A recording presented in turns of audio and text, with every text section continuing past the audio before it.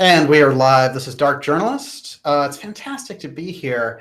What a fantastic crowd we have tonight. And we're back for Friday this week because, of course, last week was July 4th, and we did the show on July 4th instead. But doesn't Friday feel good again? It feels great. Feels like home. Friday night at 8 o'clock. Of course, I'm joined by the lovely Olivia. Hi, everybody. And tonight we're doing a very deep dive into something we've touched on during the X-Steganography series, and that is the eighth sphere, which is a crucial tenet of Anthroposophy and Rudolf Steiner's writing. But he also reveals that it was Theosophy that let it out there before it was ready. This is something that we hear about over and over again in relation to the mystery schools. And the eighth sphere is very important because it was a prediction, basically, letting us know that the 21st century was going to be enveloped in this entire virtual reality. And this is indeed the situation that we're left with as we enter the 21st century. And the tools for recognizing the eighth sphere, what it is, what they're referring to as cosmology, as actual reality, is something we're going to go very deep into it tonight. This is the Age of Ahriman, as predicted and noted, I should say, by the mystery schools, in particular Rudolf Steiner and spiritual science. It's going to be important for us just to touch on the foundation of Rudolf Steiner and where he was coming from as well tonight, and then show you the reflections of this eighth sphere, which is basically a kind of Earth clone. You could call it a mirror image of the Earth. And using the cosmology ideas inherent in Anthroposophy, it's drawing in this Harmonic character, creating this realm, basically, which is an entire fantasy realm to draw the attention of humanity into, which we see over and over again, unfortunately, in this reality. So this is going to be a very special show. There's been so much going on. And of course, July, this is what happens, which is, all these eclipses happen and boom, boom, boom. We get very unusual news. Of course, the Jeffrey Epstein, all of these things that are happening, his arrest, and the large brouhaha over that. The dominoes are starting to fall. Hallelujah. Of course, they had him, years ago, and they let him go, and now it's back, and it's a new era. It is. Let it be. Something is up there. Of course, I never want us to get overconfident when they grab one of these guys. It's almost like giving a little morsel to the public so they don't come back for the main course. But I would say that perhaps this is a pretty big turn. There's a lot of research around it, and there was a lot of quick things that came out about it. We're going to go in depth on that as soon as we kind of get the gravity and the weight of what's going on. But we are watching it close for sure, and I know that all of you are as well.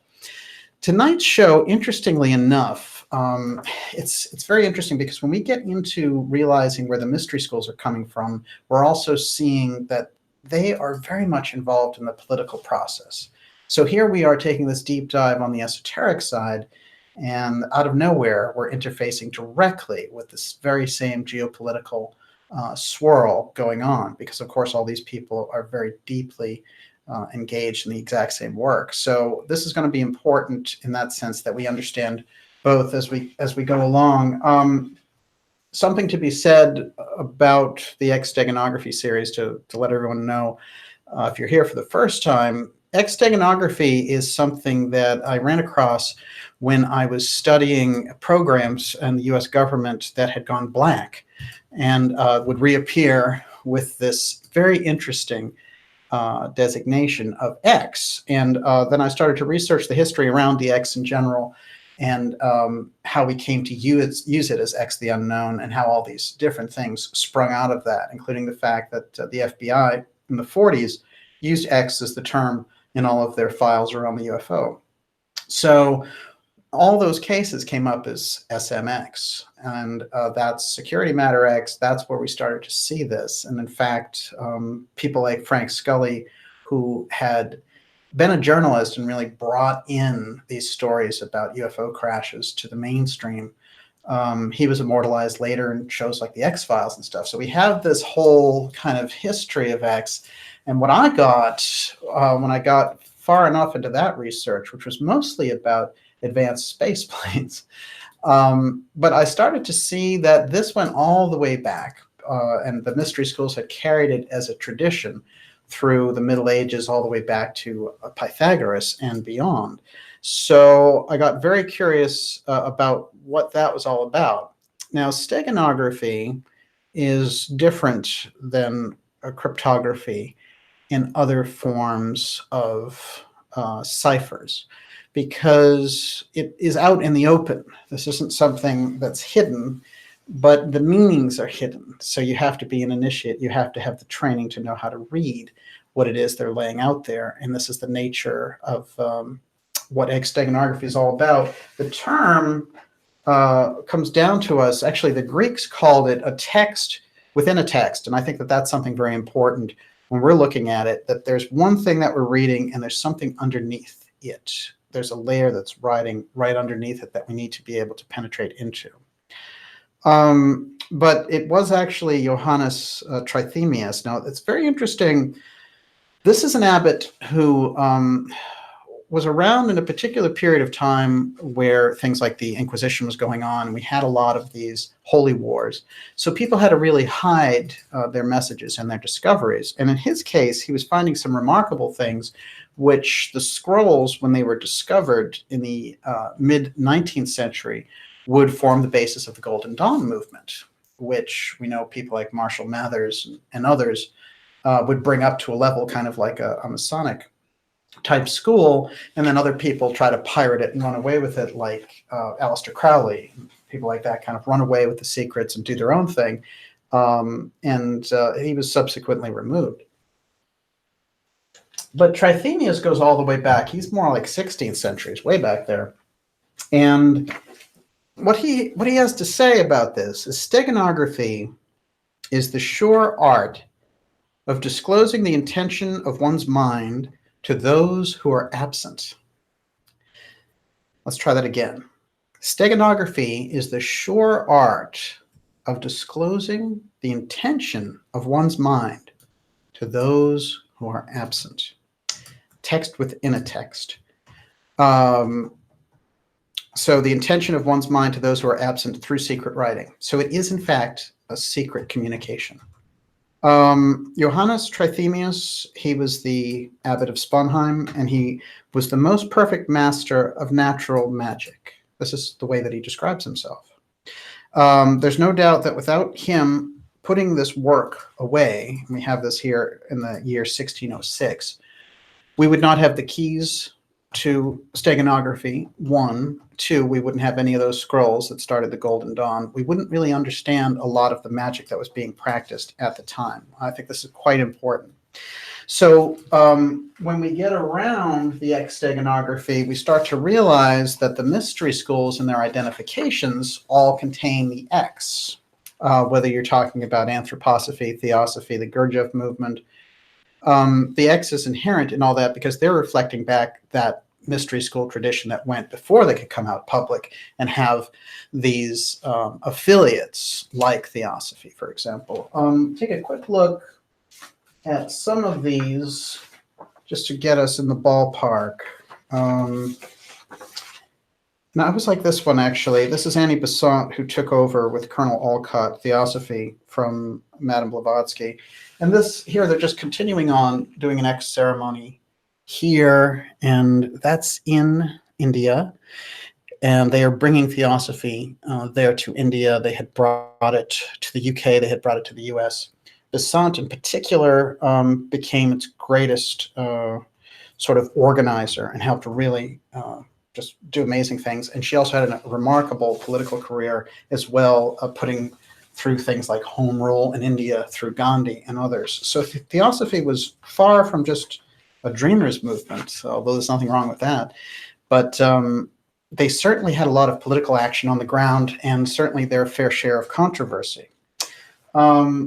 Inherent actually in the very logo of theosophy, when it first came out, we're going to describe that a bit here, is what would appear to everyone to be kind of a self-styled swastika up here. But that is, in fact, the X identification that they're given, mixed with a solar rune. Now, in there, you will also see what appears to be a Star of David, although there's no affiliation with Theosophy and the Star of David. And then in the middle of it, the Egyptian Ankh. So in all around that is this kind of serpent of wisdom. Now, Theosophy comes as the kind of compromise for the mystery schools, bringing this information out. And they do it through Madame Blavatsky because she is such an extraordinary character, as we've described on this show. Their original moniker was, there's no, this is in French here, but there's no religion higher than truth. It's verite. That's worth saying one more time. There is no religion higher than truth. There you go. That is the logo. That was the branding for the Theosophical Society when it came out in 1875. By the way, although the swastika was later appropriated by the worst kinds of people, the Theosophical Society had nothing to do with that. They were around, 40, 50 years before any of that happened. And it just so happened that there were groups that looked at their stuff and said, hey, we can use that. Once in a while, you hear people try to tie them in together, but they have nothing to do with Nazism. As a matter of fact, they warned against those types of things. Remind everyone you're watching the Dark Journalist Show. It's fantastic to have you all here. It's a great crowd already. We are in X Steganography episode 59. And this is a very important episode because we have touched on the eighth sphere and Ahriman, but here we're going to go deep and find out where this comes forward from the mystery schools directly to the public to give us that 21st century warning about what it is that's happening.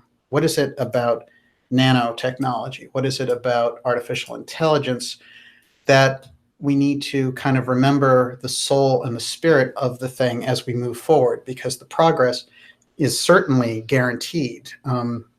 As the information is coming out over the last 100 years, we like to make that comparison that we basically have gone from the horse and buggy to the rocket in the course of a century. And that's remarkable progress and remarkable change, but it comes with remarkable hazards. Yes. Yes, I'd take the buggy. Thank you very much. Well, you've got to think for horses. I understand that. But it's a different world, isn't it? Yeah. And we can look at that turn of the century. It's very charming. And that's the period where we're talking about here with Theosophy and Anthroposophy. Let's keep in mind, Anthroposophy starts out of Theosophy by the time you get to about 1910. So when you're looking at it previously, you're looking at 1875 as the arrival of the Theosophical Society, the actual incorporation with Colonel Olcott and Helena Blavatsky and Emma Hardinge Britten. Mm-hmm. Let's not forget, often left out of these things, but she gave us the key to the Orphic Circle, which we've covered very, very deeply on this program. Okay, the eighth sphere.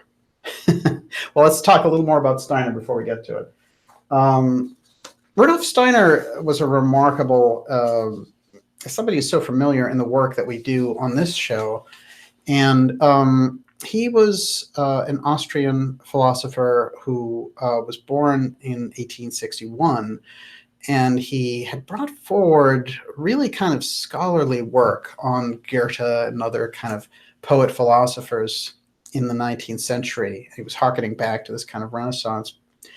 And in the middle of that, he actually got caught up, Steiner, in a few very interesting controversies, including defending Friedrich Nietzsche, which is quite remarkable because Nietzsche being such an existentialist and Steiner being such a visionary. But it's an early kind of, we're getting a hint there that Steiner goes against the grain.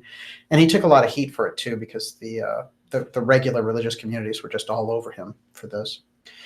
But Steiner is very impressed by Theosophy and realizes that through all of his mystical experiences, he's kind of been hiding behind the university. And he's had all these psychic experiences since he was a child, including seeing dead relatives and so on, that he is just very in touch with this other world, with this other place. And it just so happens that there was a figure when Steiner was sort of a misunderstood youth, because he He was really in his own world to a certain degree. And until he discovered geometry, was not that great a student either. And then he became an incredible student.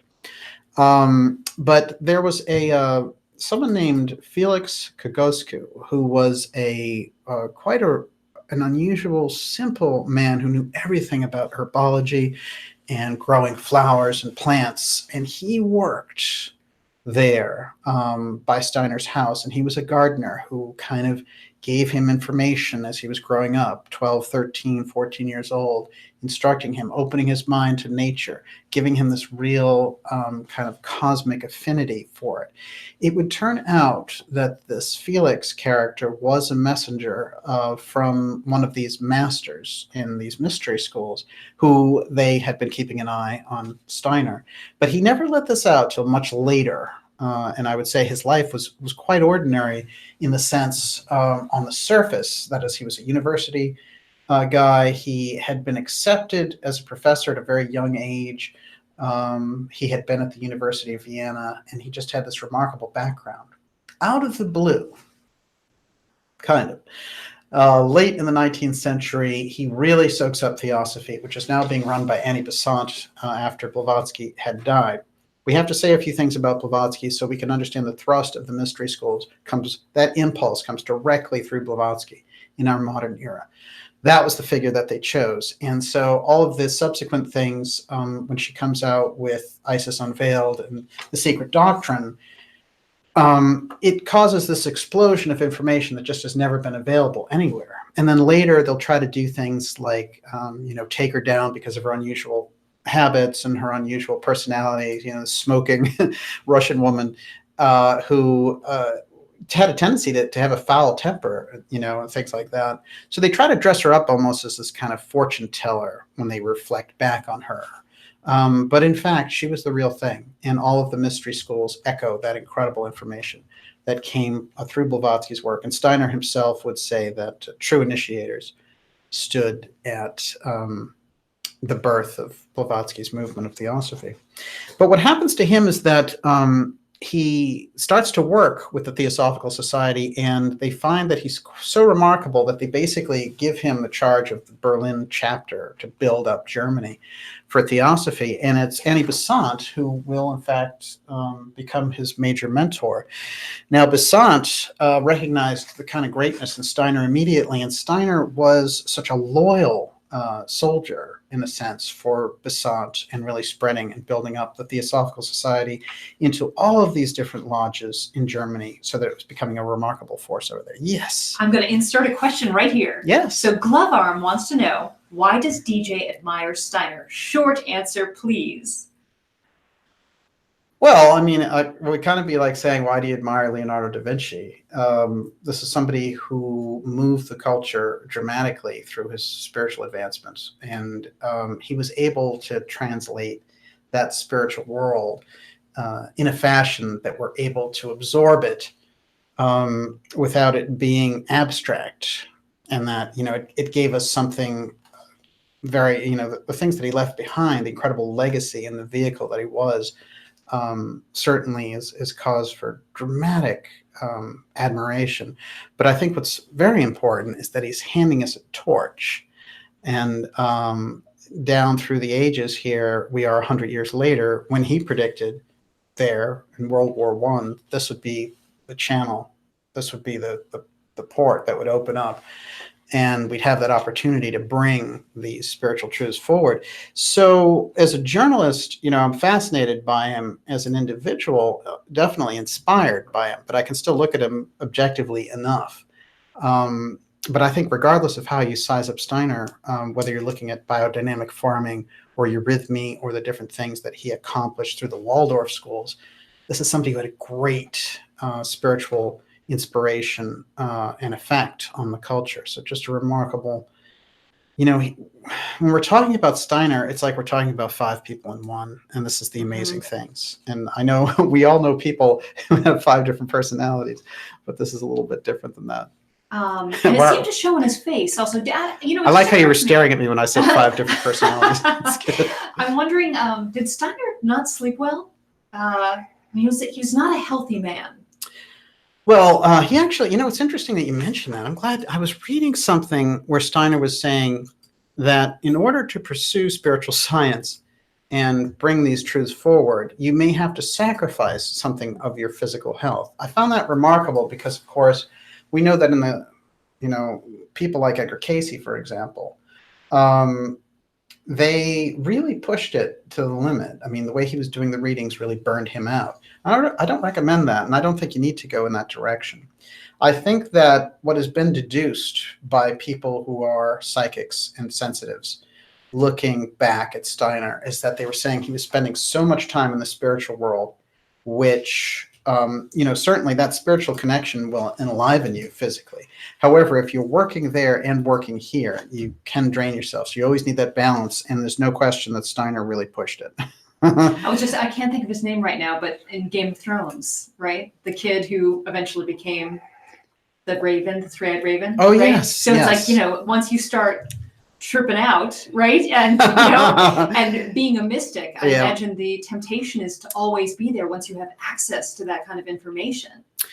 I think the temptation is great to continue. I know in Edgar Cayce's situation that because it was World War II, he was getting so many requests for readings from people who were like, is my son is missing in action, or people who are really desperate, in other words, and he just couldn't stop. The readings themselves, the source that he was getting the readings from, told him that he needed to either take a break till he was better or dead. And so they recommended 2 readings a day because it's a complete immersion of his soul with this spiritual knowledge. And so that does take, you have to be ready for that physically. And he was doing something more like 10 readings a day. So he really, by the end, actually, when I talked to his son, Edgar Evans, actually, he told me that it was, by the end, he literally burned himself out by doing that. So he felt it was important enough. But it is very interesting because you get something, a lot of people, when they look at Steiner, see inspiration, but you see a lot of burden there too. I've noticed that, Olivia. That's the word I use for it, definitely. Yeah. Well, this was a remarkable individual who brought forward the mystery schools here in our modern era, although he died in 1925 now, that's close to a century ago, and yet his effect just ripples forward and gives us that that real setup for the 21st century and all the huge changes that are going on. And I do feel that when we look at the mystery schools and the role that they were playing coming in the 19th century and really saying the public needs this information, and what's called the Mystery School War is 1840 because half of the groups didn't want to let the information out and were clinging to it because they had become too accustomed to the secrecy. And the real leaders in these groups decided, you know what, there's just not going to be any humanity left if you wait. So they rolled it out, and it was a clumsy rollout in some ways because we had spiritualism, we had the huge craze of spiritualism, the mediumistic craze, and we had remarkable things. I mean, like the Fox sisters, like the Poughkeepsie Seer, and it was this force moving. Now, I think if you look back to Mesmer and some of the things that he had discovered previously, going back a couple of centuries from those guys, he was also working on that edge. And so the information is there. It's come up at times. And I think what they were looking at, the mystery schools, were that if they put it out and the culture wasn't ready for it, it would just implode the whole situation. So there was a danger to doing it, but the danger to not doing it was greater. And therefore, the compromise in all of this was, in fact, Helena Blavatsky. And I feel that Blavatsky... We have to get it straight on Blavatsky when we're looking at the mystery schools, which is the incredible impact of Isis Unveiled and the Secret Doctrine, regardless of if somebody agrees with her final conclusions esoterically or from the spiritual side of things. It's an incredible impact. It moves the culture dramatically so that we get things like the Eighth Sphere on the table. So because that came through Sinnott, who was a direct student of Blavatsky, and we're going to get to him tonight. Of course, Blavatsky, we've covered her on this program on a couple of occasions. She was a Russian mystic, and she had traveled extensively to the Himalayas. and she had gotten involved in situations. She was actually a pianist and an opera singer in Egypt. Try that on for an exciting life. So she was multi-talented. She came from a fairly well-to-do family. This is the interesting thing. And she basically ran away from home to get away from being obligated to marry this general whose name was Blavatsky. Her name was Helena Petrovna. Right, she did marry him, right? She did, and then she took off. Yeah. But So she was left the 18 or marriage. something. She kept the name and left the marriage. Incredible. It is. A woman ahead of her time. HBB.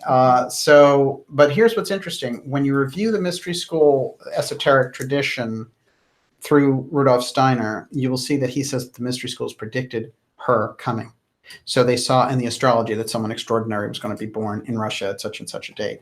So this is how kind of deep the realization of these individuals go.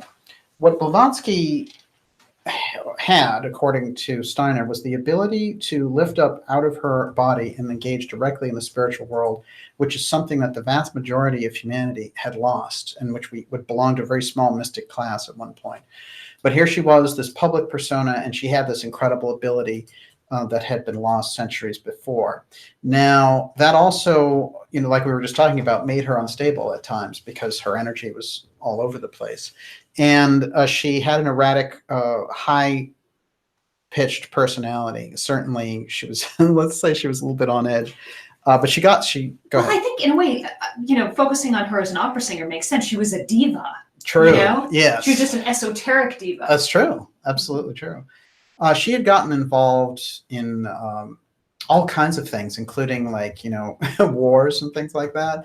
And one time, she was on a ship that was in the Mediterranean that blew up and she had to swim to shore. I mean, this was somebody who lived an incredible life before she came to America. By the time she comes to America, it's 1875. She meets Colonel Olcott. Henry Olcott is writing, he's retired at that point, but he'd been a colonel under Abraham Lincoln, and he's writing in the New York Times, and he's writing these different articles about seances and the craze of spiritualism that happens. And so at that time, in Vermont, actually, not too far from where I went to college, there is a place called the Eddy Household. And the Eddy Household is quite remarkable because it literally sounded like a theater for mystics and mediums.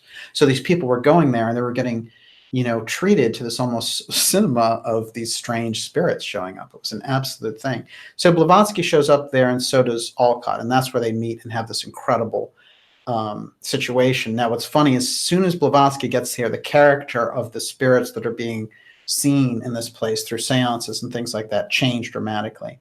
And Olcott immediately knew that she was the real thing. So they get into this conversation, and she basically says, look, I've been instructed by these masters to found this society in America. The mystery schools need to come forward, and you've been writing about this stuff. Do you want to help me do it? And he jumps on board immediately, and that's a lot of power because he, coming out of the cabinet there, really working in the political situation, now being retired, had all those connections. So they set it up in 1875, and when we look around, we can still see a lot of the effects of what the Theosophical Society did. You see people walking around with yoga mats, that's the Theosophical Society, bringing that over. A meditation. Cremation, the first cremation was performed on American soil, if you don't count the Native Americans, of course. But I mean, in the regular run of the American culture that we had, it was the Theosophical Society that brought that over here. So really quite remarkable cultural changes. And what happens immediately is she becomes assailed. She's the one that they concentrate on. They kind of leave Olcott alone. But they're like, who is this strange Russian? Is it a political thing? Is it Russia trying to do something over here? And so she runs into a number of problems almost immediately. But so other people are attracted to this, like Emma Britton, and they form the Theosophical Society, who they come out with this logo and they say, there's nothing higher than the truth. So forget about all these religious differences that we have, because at the time there's incredible differences between these churches. So she's trying to bring this full message forward. And what's interesting is at first, it's not a distinctly Eastern character. It is definitely universal. So it has the Western, it has the Eastern, it has the ancient tradition, it has where the modern stuff is going. And it's an incredible amalgamation of ideas. And she puts out a book called Isis Unveiled. There are things in Isis Unveiled that the mystery schools had never planned to let out. And when she does this, all the mystery schools, their eyes are on her. And what she says to the American mystery schools that are here and are deeply, according to Steiner, entrenched in the political process is, I want to join with you and your societies. And I went through all these trainings in the Himalayas, and, we're ready to roll, basically. And they say, well, one, you're Russian, two, you're a woman, you're out. And we don't like that you revealed all these things in this book. And if you do that again, it's going to be a problem. So these schools that she runs into here are kind of left-hand schools that are really worried about her pressing the button and letting this information out. So she doubles down and says, I know everything that you guys know. I'll just go to Paris and I'll do it there. And they decide at that point to put her in what is called occult imprisonment, according to Steiner. So that's a whole interesting side of the story, and it accounts for a lot of the uneven moments in her life later. But you can view it as a kind of very repetitive psychic attack to get her off her game and to make her see things and doubt people and all the rest of it. And Alcott details this dramatically in a series of books called Old Diary Leaves, which I highly recommend. And it's one of those volumes that just makes a huge impression on you when you read it, because it is Alcott trying to explain the remarkable things. Because remember, Henry Alcott, who later, after Blavatsky dies, will help the society along, that's Alcott there, with Besant, he has a great curiosity and a great mind, but he's not a mystic. And Blavatsky, with this incredible vision and the incredible things that he detailed from her being able to, produce through exomatosis, just kind of manifesting things. Just quite a remarkable life there all around. So we get that kind of interesting balance, and they were kind of an odd couple in a way, because he's sort of this guy who's trying to learn things, and there she is, this master mystic, but she has a little bit of a foul mouth, shall we say. Mm-hmm. Somebody was asking earlier whether, I know she was a chain smoker, is that just cigarettes, nicotine, or anything more exotic? No, I don't think there's any drugs involved with Blavatsky. I think it literally was a big, like, heavy-duty Russian thing to be a smoker at that period. And she just, the fact that she was a woman and a smoker at the time is a little bit remarkable. Everyone, you're watching the Dark Journalist Show. We're giving you the setup for the eighth sphere, which gets us all the way to AI in the 21st century and the kind of transhumanist takeover that we've been watching. There's so much news about this that we need to get to, including the fact that Bill Gates just asked for this robot tax, which is something Joseph Farrell is reporting on. And this is amazing because, of course, Catherine Austin Fitts called this, that the whole push behind Gender X, which was something they were doing, pretending they were being heroes to these trans people, were actually just made to get robots' rights, and that they didn't really care about the individuals that they were touting in the situation. So I bet a lot of trans people would be very mad at them for that, actually. But as it turns out, this is part of the kind of sleight of hand that we see going on.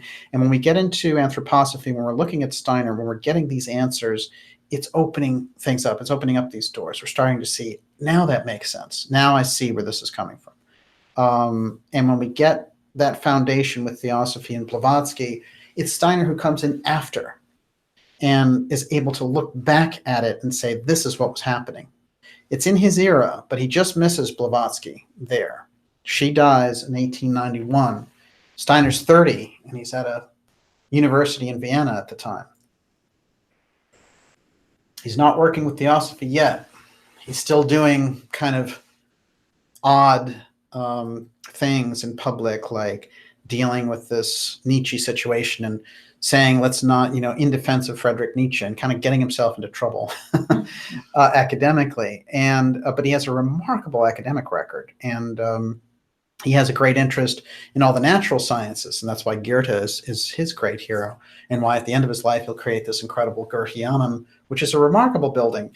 And they eventually, the Nazis actually burnt it down, but Anthroposophy regrouped and put that thing back together. And the new one is even kind of more remarkable. I would not say that. I would say the original, which was more. The original looks like a building from Mars. Yeah, straight up. beautiful. I mean, or Venus. But we do have quite a lot there. I do want to mention that we're going to take questions, by the way, in the second part of the program. And the questions are going to just ask them all in caps, and Olivia's going to put them together, and we'll try to get to as many as we can in the second part of the show. Okay, a couple of names of things that Steiner gives us that help bring this whole picture clear on the eighth sphere, what it is and what it relates to now. One of them is Ahriman. Ahriman's very different. It's interesting. In Persian mythology, Ahriman is the evil figure. And what we know as the devil, traditionally in religion, is Ahriman. And then what the mystery that Steiner reveals is that there are two characters, and that we actually need to apprehend both of them and their knowledge, face this test and move on and evolve. One of them is Ahriman, and the other one is Lucifer, what Steiner called Lucifer Gnosis very often. So Lucifer and his knowledge. This is very important because the traditional devil part is Ahriman. Lucifer plays this interesting role through history, as we'll see in Steiner's cosmology, but he attributes most of what we understand in the satanic, the devil, that whole thing, Mephistopheles, that's Ahriman. And in the Persian mythology, which is where the name comes from, Ahriman is called Avestan Angramanyu. Avestan Angramanyu. It means destructive spirit. Now, Ahriman, in his incarnation in the 21st century, comes in and has a physical incarnation, but it seems like he's coming in through the technology. That is the message that Steiner is leaving us. And when we're looking at the name and trying to get an identification, this is something very special, I think, that the mystery schools did here, which is they're helping us to say, no, it's not so black and white. You don't just have good and evil. You've got this force and that force that you need to face and overcome and then move on. So let's get a little bit about Ahriman. Ahriman's the evil spirit in the dualistic doctrine of Zoroastrianism. This is from Encyclopedia Britannica. His essential nature is expressed in his principal epithet, Druge, the lie. This is what he's known as, the liar. The lie expresses itself as greed, wrath, or envy. To aid him in attacking the light, which is the good creation of Ahura Mazda, which is his twin in the Christ figure in the Persian mythology of Zoroastrianism. Ahura Mazda is known as the wise lord, but Ahriman creates a horde of demons embodying envy and similar qualities.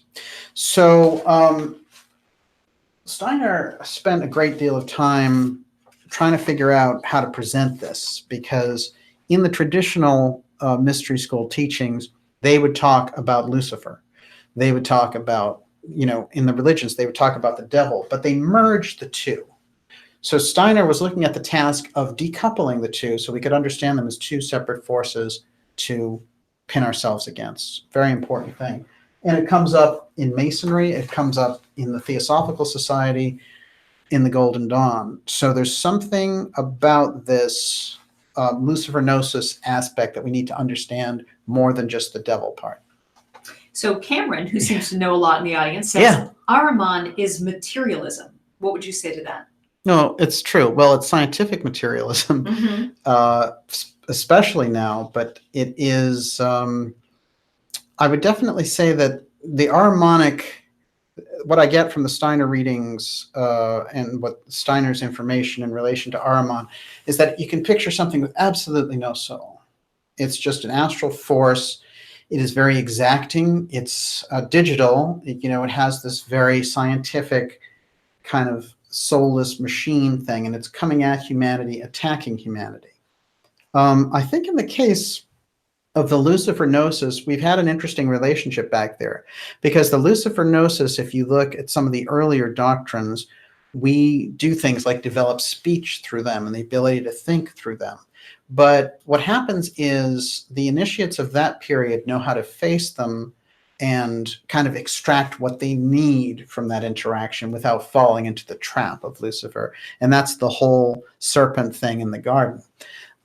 So it does go very, very deep. But apparently this Ahriman, one of its great tricks, if you could look at it that way, is to be hiding behind this kind of good and evil, black-white thing while he goes about his business. And the fundamental Harmonic force is like a lower astral force which traps matter and traps humanity. And in the Steiner cosmology and anthroposophy, they are building a sphere, and it's an etheric sphere at this point, to draw the souls of humanity into, to draw the attention, the imagination. This is a kind of a clone universe. It's a clone domain. It is the mirror opposite. And it's going to look very much like how we would imagine Earth. It's this other sphere. Now, if you read the esoteric doctrines along this line, when you leave the Earth, you go through stages. You go to Jupiter, you go to Venus, and you develop certain qualities. That's a very mystical doctrine, but they all tend to agree with this. What happens is the eighth sphere is designed specifically for you to get trapped into it here on Earth, suck into that. And then when you move, when your soul leaves the Earth, instead of going on and developing in that evolutionary track, you instead get sucked into the eighth sphere, get recycled there, and sent back here as a base kind of slave of Ahriman and all your lower emotions. And then to the point where after a few times of doing that, they just consume you. So the eighth sphere sounds like a pretty dire place, doesn't it? It's not awful. Now, I'm giving you kind of a obviously condensed version, and I'm going to read directly from Steiner's lectures on this because it's too important. But I do want to say that a lot of the things, I did an interview this week with Ilana Freeland, who's a fantastic writer and a good friend, who just came out with a book last year on the space fence. And this interview is coming out next week. Subscribers will get that first, and then we're going to leave it, get that out to the public. But one of the amazing things that Ilana brings forward about the space fence is just how similar this thing sounds to the eighth sphere is remarkable. When I was sitting there, because I know Ilana is very familiar with Rudolf Steiner, having been a teacher, a Waldorf school teacher. And, my eyes were opening and I was starting to think, oh, okay, I think that, the eighth sphere stuff with the space fence now is starting to come together. Now, certainly there's a cosmology in the Steiner work that's talking about the eighth sphere in terms of it etherically and how, the minds, the imaginations, and the soul and the spirit get drawn into the eighth sphere.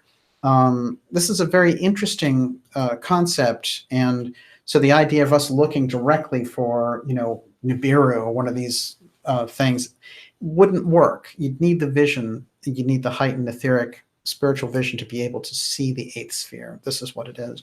So we have to get a handle on that. Let's take a look at Ahriman as described by Steiner. After very deep meditation, Steiner actually did us the favor of sculpting Ahriman.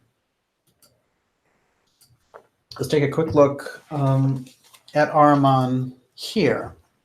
And this is the figure that Steiner has embodied as that force, Ahriman, which has been dragging humanity down for eons and is preparing for his incarnation in this century.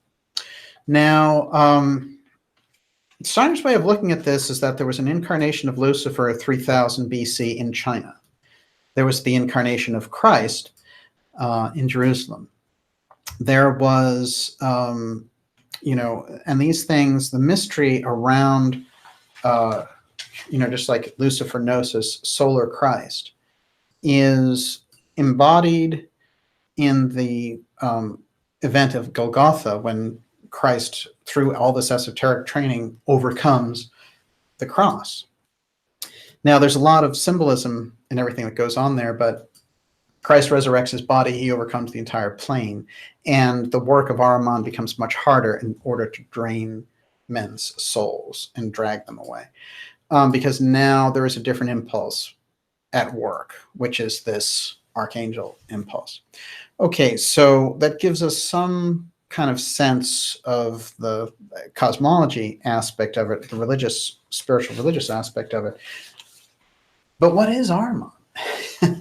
And what was Steiner getting at, which is something that we don't get in other mystery school traditions, who will gladly talk to you about the devil or these different avenues, but Ahriman is not something that they really bring up. There's an interesting thing in the sculpture of Ahriman that I noticed, which is very odd because we did an episode that had these 6 fingers. And that was called Gurdjieff and the Gobi, actually. I did it with Gigi Young, who's coming back on the show later this month. This is the very interesting hand movement. And I want you to see this, Olivia. It's quite remarkable, actually, because it shows 6 fingers. And it shows a very unusual hand gesture that Ahriman's making. I think that there's a lot of clues that Steiner left us in the actual setup of presenting Ahriman. He certainly did amazing lectures on him, and he gave us that kind of impact. But I think when we understand Ahriman, we're starting to understand the 8th sphere, which is his domain. And this is another shot of this other sculpture of Ahriman. And again, we have this kind of distorted figure here. That's his nose and his face. And this is before the other sculpture. So just a quite remarkable thing that Steiner did there, setting this up, giving us these glimpses. And I feel that when we think about Ahriman, we can think very much that the 21st century is the period that where the face-off takes place. And that is that we've gotten so far with our technology, and that, Ahriman comes in through the technology, and we are addicted to the technology, and we're all in a virtual cycle, virtual reality half the time. And one of the things that Ilana was trying to tell me was that the most dangerous part of 5G, which I found quite remarkable, is that it pulses us, and that this pulse is different from our own electromagnetic setup. So this is a very dangerous thing that we're moving into. So the knowledge around this, dealing with it from the Steiner angle, I think is quite compelling. Persian mythology, the original presentation around Ahriman, that is Ahura Mazda holding his horn and thrusting a sword into his navel. The dual action there I've always found remarkable, and I like to point it out because it shows that he's not even really gaining ground by holding him and stabbing him. It's like Ahriman's going to be there anyway, but you have to be working to take it down, basically. One more quick shot from the Persian mythology. This is the hordes of Ahriman against Ahura Mazda. And this is quite an interesting picture. We have these kind of very Game of Thrones-y images back there of these people riding these dragons, and Ahura Mazda holding them off. There's a figure over here. It looks like a king. It's like, I hope my bodyguard is really working overtime because this doesn't look good. But I think when you get a glimpse of Ahriman looking back through the Zoroastrian tradition, you're getting something very fierce. It comes in like a swarm, takes over. And that gives us a hint, basically. We're getting a hint of what Steiner's trying to tell us in relation to what we're heading into. Now, one of the things that Steiner points out that's crucial is that we don't go into this unawares, that there's a kind of awareness level that we achieve about these forces and this period in time that the mystery schools have set us up for. Now, a lot of people run around and say, well, why can't some group just come forward and save humanity? Or they look for the UFO disclosure, and are the aliens coming down to save us, and all the rest of it? Oddly enough, there is an answer to that, which is the mystery schools came forward with a set of facts, a set of information, a set of history, a set of teachings to give us that link back to understand and to be able to cope with the situation that we find ourselves in.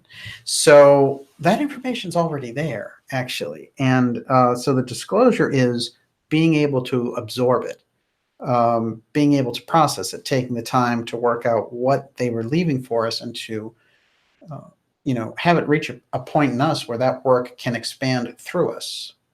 So remember, one of the things that Ouspensky came to when he was working with Gurdjieff is he realized at a certain point all the work was a moving diagram. It was not set in stone. The laws were set in stone, but the things that we did with those laws was ever expanding. And this is the kind of fascination, I think, that we're really talking about. Miss Olivia, how are you doing? Okay, good. Okay, so Mish S. Yes. wants to know, so is DJ saying that Satan is coming to us in the form of technology? And Alan Karna wants to know, is Ahriman planning to manifest himself into the physical 3D? Yes, definitely yes on the last question. The other question is interesting because everything is manifesting through the technology. God, the devil, humanity, we're all there. So it's one big soup. It's not that the technology is evil. The technology is going to be there unless they knock out the grid. Then we'll have to go back to not so big technology. But more than likely, the technology is going to be there.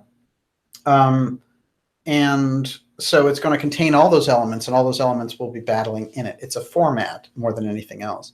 So I don't want to, I spent all this time as a technology editor, as many of you know. So I'm not anti-technology at all. As a matter of fact, it's an incredible gift.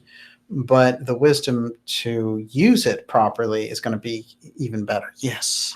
David Donaway said something interesting. The corporate person with AI both have no soul, no empathy, no sense of pain. It's nothing personal, just doing their function. That's true. Yeah. And I hadn't thought before of how corporate personhood kick-started all of this. That's true. Mm-hmm. That was that incredible 2011 ridiculous Supreme Court decision where they decided that, hey, corporations aren't just a corporation, but treat them like a human being. Definitely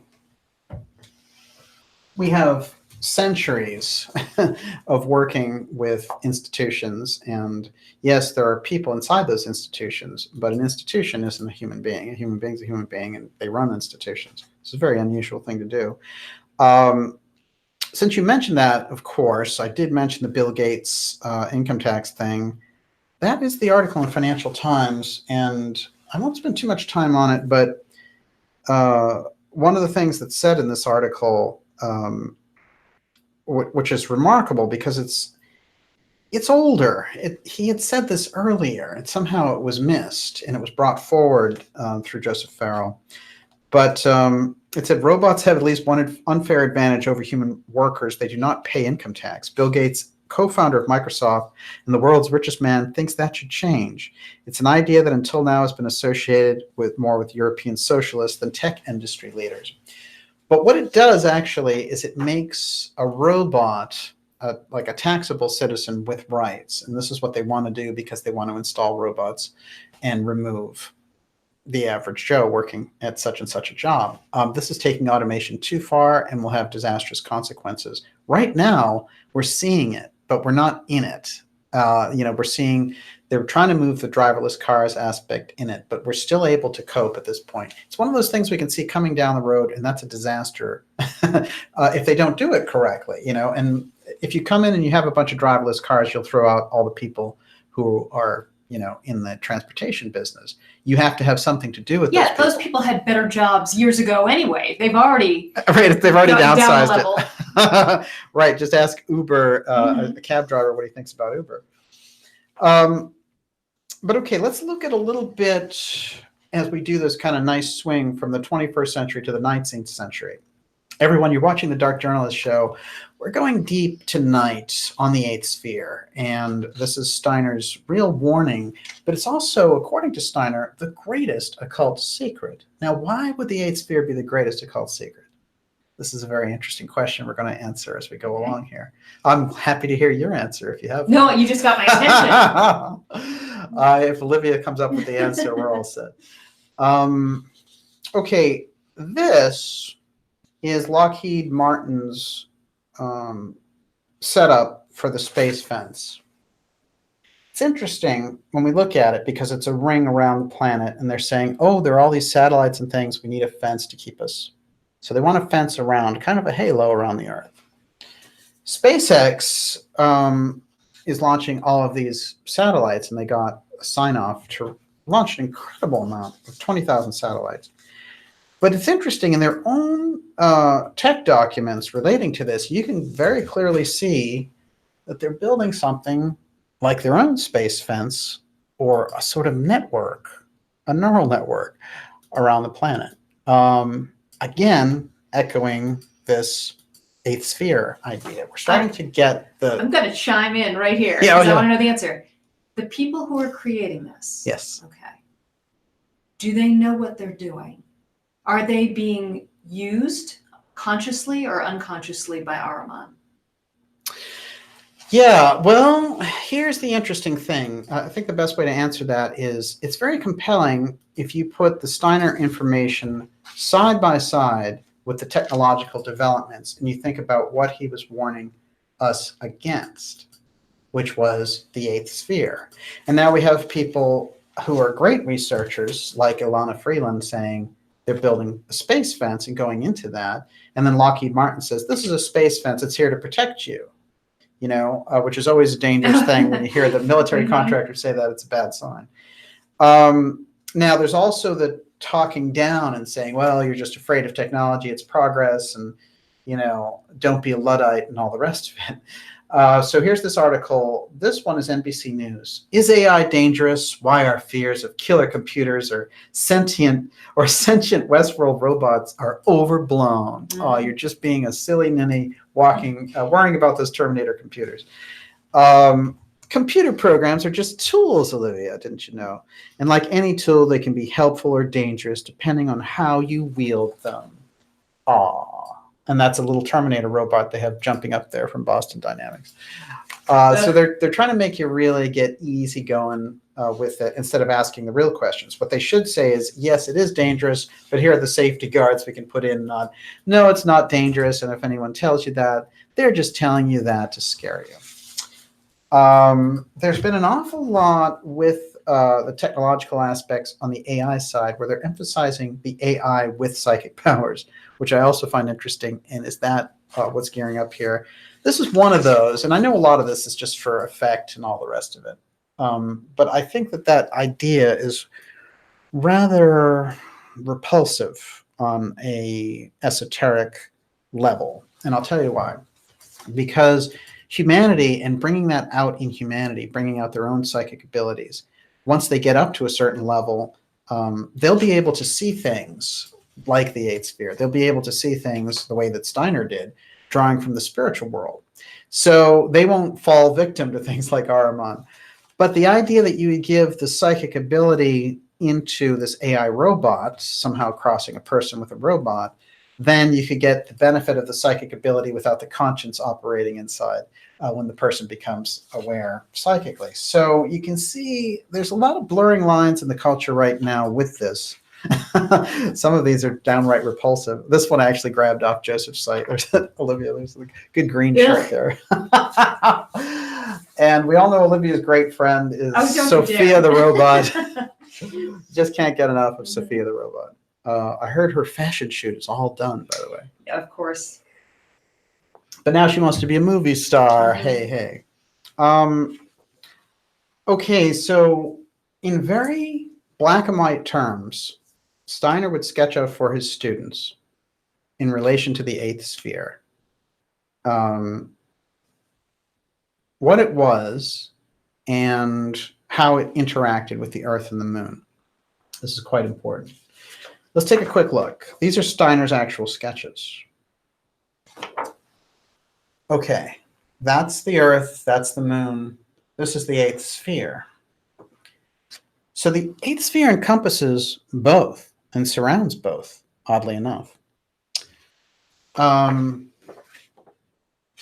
other sketches that he drew of the eighth sphere, and the reason it's called the eighth sphere, let's get into that real briefly.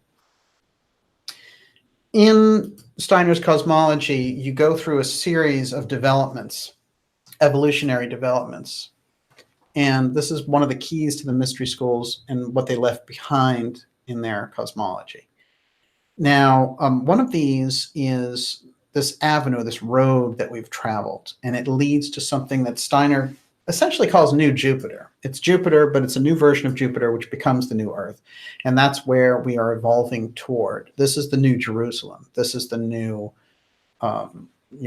paradise that we are developing toward when we overcome everything on Earth and all the challenges. So we're evolving to it. It's a kind of it's a spiritual place. It's a physical place. What do you got?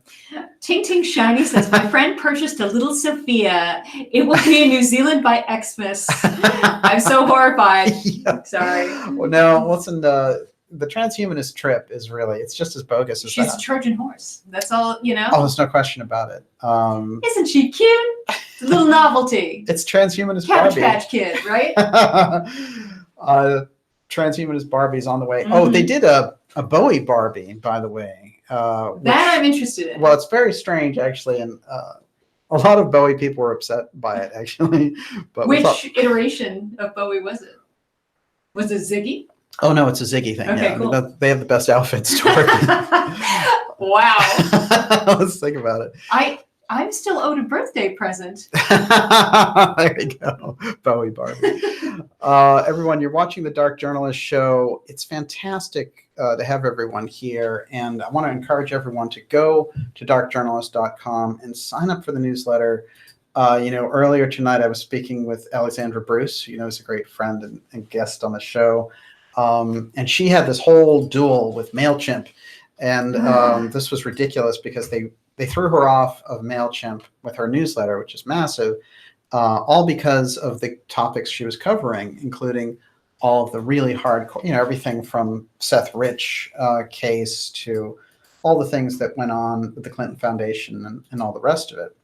So they were very clear about why they were throwing her off. And we have to keep this in mind, which is what happens is we're in a certain paradigm and we get comfortable and we think all that stuff's going to be there. But the nature of social media is not like that. It's their domain, and you think they would play fair, but if they don't, then we have to have a backup. And the backup is the newsletter, in fact. And that gives us a direct pipeline with each other, which is very crucial, I think, when we're conveying this information. And it's what I recommend the most. So go to darkjournalist.com. The newsletter is free. And basically, you'll get an email once a week letting you know what shows are coming up, what important guests are coming up. We have incredible guests like Ilana Freeland, Joseph Farrell, Catherine Austin Fitz. The list goes on and on. It's going to be a remarkable summer. So you want to be in there and get that. Of course, go there when you sign up and subscribe. We've made it incredibly inexpensive. I think it's $5 a month. Mm-hmm. It's ridiculous. So try to make it so that everyone can just get on board and do it. And you're going to want to be involved this summer as a subscriber because of in general, but definitely because of some special shows we're doing about the hot zone, which is that area between Bimini and Cuba and some of the developments going on there, that these shows are going to be incredibly crucial and important. So I highly recommend it. Go to darkjournalist.com and get behind the show. It's so important, I think, with all the important things that we're seeing. This is a breakthrough period of time. And also, I want to say this, I spent a lot of time going on other people's shows, not so much lately, but I recently went on the John B. Wells shows.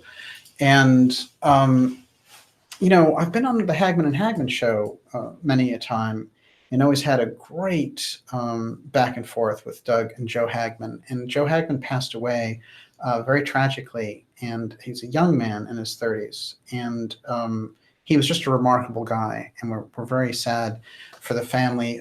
Recently, Tracy Twyman, who was an extraordinary researcher on the occult and really one of the best, she just passed away a few days ago at a very young age. And I know that the whole thing is being investigated, but we're very sorry for her parents and her family. And it lets us know. I remember all these people are so important. And I remember when Jim Marrs passed away, it got me to thinking at the time, because we'd had pretty regular phone conversations, and it was so great to have that connection and all that information there. And one day it was gone. And the incredible legacy that these people who are independent researchers, or if they're working in the media, can leave behind for us, and incredible efforts. We stand on great shoulders of people who've done remarkable things, and we have to keep that in mind every time that we show up. So I really appreciate the work of people like Joe Hagman, Tracy Twyman, Jim Marrs, and others who've really given us an incredible legacy. And the tragic circumstances around all of these things, it helps us to really understand how valuable that the information that these people have are putting forward for us, and how much we appreciate it. I think that's what really comes home. Absolutely. And it, obviously makes us look at our own lives and our own contributions, and how special our time is together, because everything is so volatile nowadays, and we just don't know what the future holds. So, I'm very grateful to be here tonight. No question about it. Our time is precious. I mean, we're heading into a bright future with the information, that is for sure. And that's what so many of these researchers have fought for. So we really, fulfilling that legacy for them also is very important, I think. So let's keep that in mind as we do this work. And, I will say, when I've looked back at people like Besant and Steiner and Blavatsky, and really thought about what they achieved and how they achieved it by really going through very, very difficult times, and being, I remember when Edgar Cayce was arrested for fortune telling. Right. He was giving these readings for free. And, he had a rival group over there, people who he wouldn't work for, and they set him up. And there he was in New York, and he had this incredible experience of being put in jail. And something really remarkable happened, which is when he came out, there was a figure who appeared to him only a few times in his life. And one of them was this very unusual incident where he's walking down the street, just completely depressed and thinking, I'll never do this psychic stuff again. And what have I got myself into? I'm a good photographer. I'll just do my work that way. And he sees this remarkable figure who he's only seen a few times, who's in a turban and has that very Eastern raga look, and just has that kind of incredible guru gaze, in a sense. And somebody you do not see walking down the street. And so what the person does is he bows before Cayce, basically saying, the person who's worthy of going through a trial is also worthy of me bowing to them. And I think it's an important thing to keep in mind. And it's interesting because on the trip back from New York to Virginia Beach on the train, Cayce has this remarkable dream that he wakes up and it's 2100, and it's 2100 AD in Nebraska. And he realizes these scientists have come to him and they've told him, you are Edgar Cayce. And he's only like a 7-year-old kid. And they bring him to this place where they show him all these archives of Cayce. And they're traveling in these weird cigar-shaped ships. I mean, it's an incredible dream, but this incredible inspiration coming out of the lowest moment of his career. And, there's a lot of things also about Steiner which don't really come out, but the incredible trials that he went through, or the fact that he was poisoned at the end of his life. These aren't the things. I'm so glad you brought that up. Yes. Because somebody had a question about it. If I can find it. Okay, so Alan Carno wants to know, was Rudolf Steiner actually poisoned, assassinated? Was there any suspicion of foul play? He was. Okay, there's a follow-up. Okay. Somebody answered that. So Esoteric Literacy said that some non-whistleblowers in the 90s claimed that Rudolf von Schiebettendorf had Steiner poisoned after Steiner tried getting the Vril and the Tula societies to prevent Nazism. Is that true? Well, there's a lot of mysteries around how he was poisoned, but what happened was he was at this event, and there was a young sort of trainee anthroposophist, and she recalls him coming to her, and he looks at her directly and he says, "Don't be alarmed. I've just been poisoned. Get me to a doctor immediately." And so the doctor who treated Steiner was his lifelong doctor, this woman, and she actually later in life would confirm to biographers that he lived beyond being poisoned for a few weeks. He did not want to be remembered as somebody who had been poisoned and had been assassinated. He didn't want to be, when people looked back at that era and said, "Hey, back in anthroposophy, there was some guy they assassinated." He wanted the work to go forward, and he wanted also to lay a foundation for the work to get over to America in those final days of his life. But he was targeted there, and he was targeted by a number of occult schools who were going after a totally different objective than anthroposophy. But, Steiner lived till 64 and had a remarkable life and a remarkable impact. So his death is one of those things. But when you think about the incredible struggle that these people go through, I think it comes home a lot when we hear stories like this. So we have to kind of keep that in mind as we go forward. So much of what we get as a legacy from these people in the new age can seem very flimsy by comparison, and the people don't have a lot of character. And, in just looking around in the independent space, as we've shown in this program with everything from dancing galactic ambassadors to, UFO cults run by the CIA, like the TTSA, then they're another one who've gotten a lot of comeuppance this week, which, trust me, we'll be talking about. But it is important because, I've often said on this program that you're running very much between marketing operations on one side and intelligence operations on the other. And you've got to find a path right down the middle there to deliver the real information to people. And we're never tired of doing that. And so it's always important. When you guys support us, it makes a huge difference, and we really appreciate it. All right. Can I ask a question? Yes. So Cameron wanted to know, can you discuss the war of all against all? Are we going to cover that tonight? We are, and it'll be a little out of turn right now, but certainly the war of all against all comes down to the fact that Ahriman is the great divider, and that there's a certain point at which he even turns the left half of our body against the right half of our body. So the war of all against all is something that is inevitably coming when the differences are brought forward through Ahriman, who already has attempted this through World War I and through World War II. And that separation of consciousness, the lack, the centralization on one hand of his authority, but the lack of unity among humanity. This is the goal over and over again. So the war of all against all is something that Steiner saw as the result of Ahriman's work, but he also saw the opportunity to stop it. I would think that that's absolutely crucial. We have to keep that in mind. Everyone, you're watching the Dark Journalist program. This is episode 59. And in fact, we've done 65 episodes, but some of them have been two-parters.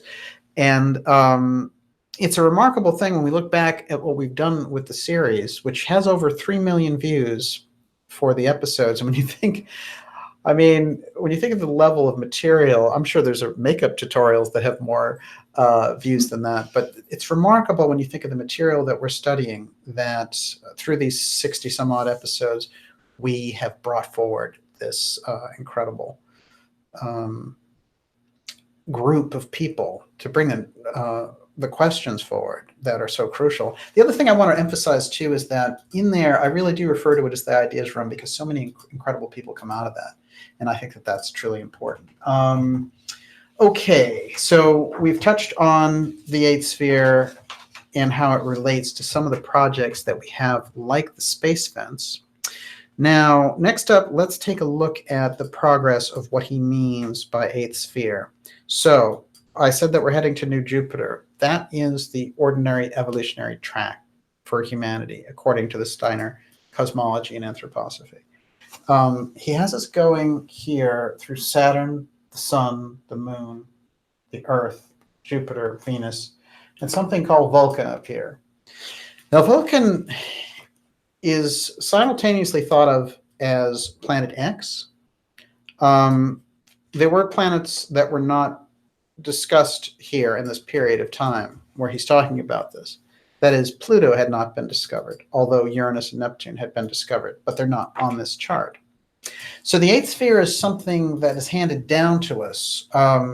Uranus and Neptune apparently correspond differently with our development, although it's not fully explained why they're not included. Certainly they knew of their existence. And Pluto, some people have said when he's talking about Vulcan, he's talking about Pluto. But it appears that no, actually Vulcan is something, a sphere that is in development, very much like the eighth sphere, which is accomplished by the evolutionary track of humanity creating the warmth in Vulcan, and then Vulcan, that level, that stage, creating the new Jupiter.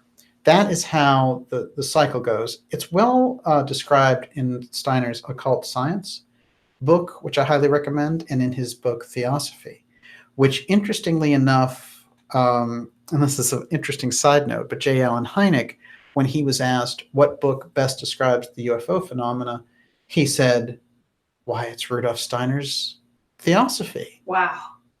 Which leaves everyone wondering, what on earth did he mean? But there's no follow-up. And of course, J. Allen Hynek's not with us anymore. So let's go into this a little bit. Earth in this setup is the fourth sphere in this cycle. It's connected directly, and in some of these charts, he actually links them indirectly. That's the eighth sphere, that's the Earth. Fourth and eighth. Now, the eighth sphere is an artificial sphere. It's something created by Ahriman in this setup through technology, through draining everyone's imagination through virtual reality to set this up. Yes. How long is it? Well, is it coming into manifestation? Well, we don't want to get confused in Steiner's setup that it is physical and like, oh, I can look for the eighth sphere now with my telescope. No, what I mean is that's not how he on was the describing etheric plane. Yes. I guess my follow-up question is, when did Ahriman start to form it? Or I guess he's using us to form it, right? So how long has it been there? Well, it does. There is a whole creation story, of course, about the moon leaving the Earth. Okay, Steiner's very clear that the moon was part of the Earth. So this idea of the moon as an artificial satellite coming in and controlling things, if you're following Steiner, doesn't jive. What he says is there's a moment of the Earth coming, the moon coming out of the Earth and all the elements of the Earth, leaving it, and then that period of time as it's leaving is the lowest point for humanity because it's such a trauma, basically, because we are descending into that physical world and all these things are happening. Now, during that period, interestingly enough, the entire, we're kind of like shields down, and Ahriman, the astral, the dark astral force, is present and can control humanity then like at no other period of time. When the moon actually leaves the Earth, then humanity gets some of that autonomy back. But during this period, Ahriman gets into our evolutionary track with us. So he becomes part of the pulsation of the Earth. So therefore, there's no escaping Ahriman as that. I think what Steiner is trying to say that if we face it and overcome it, that Ahriman, the nature of Ahriman actually changes, and our own nature, having been tested, improves dramatically. So this is the kind of best outcome. Unfortunately, on the side of Ahriman, what they're trying to do, the hosts of Ahriman are trying to harvest humanity into the eighth sphere. So when you look at a period right now, you could say, well, there are all these people that are into technology or locked into it. But people are also locked into imaginations about things, that they're not very disciplined in the way that they think. And what Steiner... Understatement. Well, we're seeing it more. I always think of Pokemon. It's horrible to think of Pokemon helping to build the eighth sphere, but it's no question about it. So, we hear a lot of things about Kali Yuga and, how we have to enter into this period of great challenge. And you hear things about Armageddon. What they're trying to describe is there's a certain point of maturity where you have to face up directly into that responsibility, and that humanity is reaching into that zone. And it's reaching into it having come through Atlantis, having come through this advanced technology before. That's the message of the mystery schools. We already had it. Doesn't matter if somebody says, oh, it was Antarctica. I'm waving a flag. Atlantis was Antarctica. And we know that the mystery schools place it in Atlantis. I don't care where you place it. I mean, it seems to make sense to me that all the legends go to the Atlantic Ocean and all the lore comes from there. But the point is that we had an advanced civilization. We rose to a certain point. It crashed. And there was a leftover. There was an effect that was created, which the mystery schools hold as I've called it apotheum. Now, this apotheum effect is very interesting to me when I study it from the point of view of the mystery schools, because if you come back and look at 20th century documents from the government, they're also looking at something in the UFO file that looks like apotheum. It's a kind of a reality distortion field that creates a different types of physics. So it upsets the normal scale of evolutionary physical development for humanity because it's this other thing. Now, it seems to me a lot of the secrecy around the UFO file and the X-Tech comes directly from the apotheum idea. If we get into that, then I think we can really get rolling into what the problem is. Why is it that we have groups that are trying to harvest humanity? Why is there all the secrecy? Why is it so easy to divide humanity? And then a lot of these questions really go back to biblical times.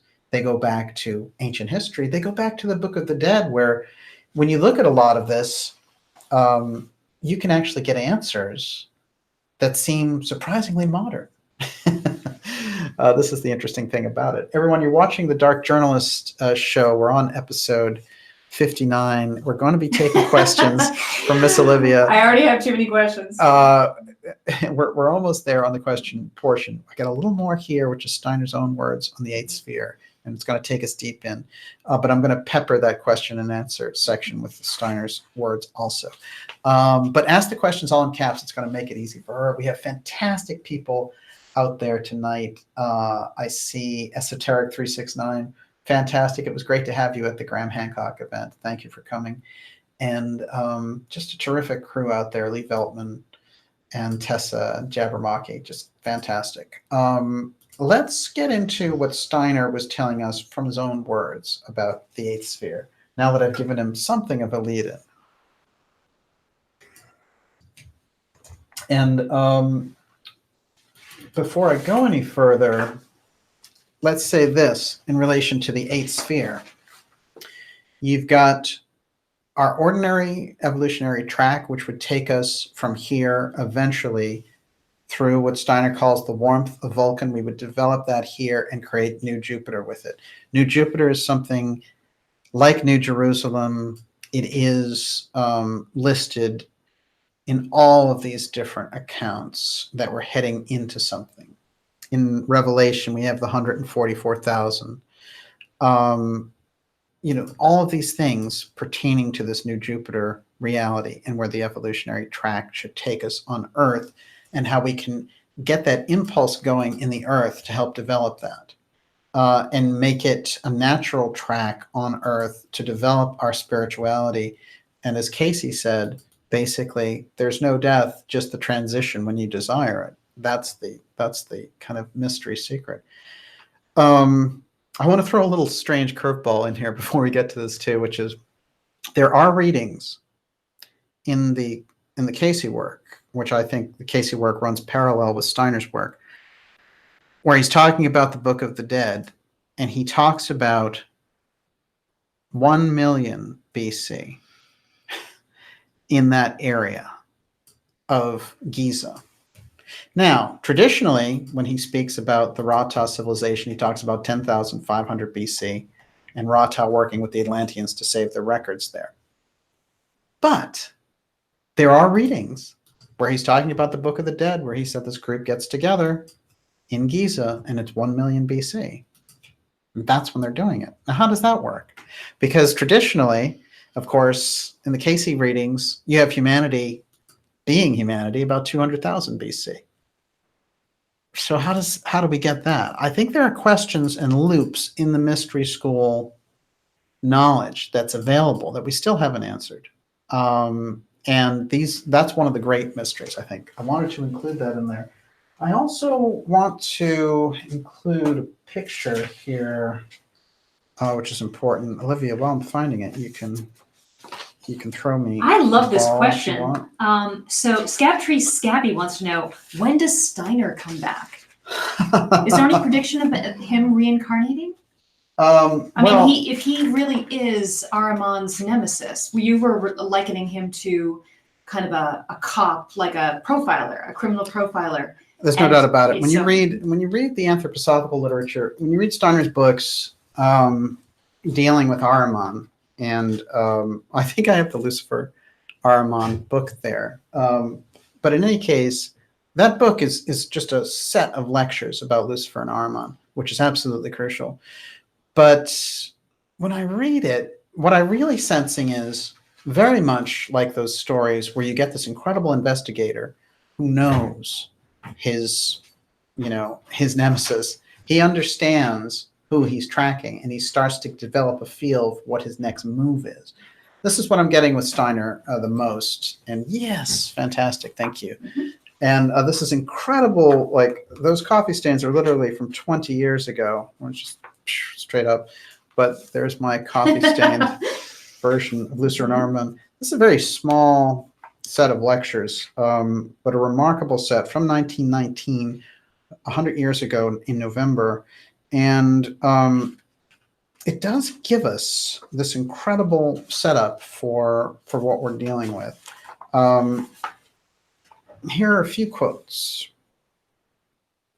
The Harmonic tendencies in man today live themselves out in science.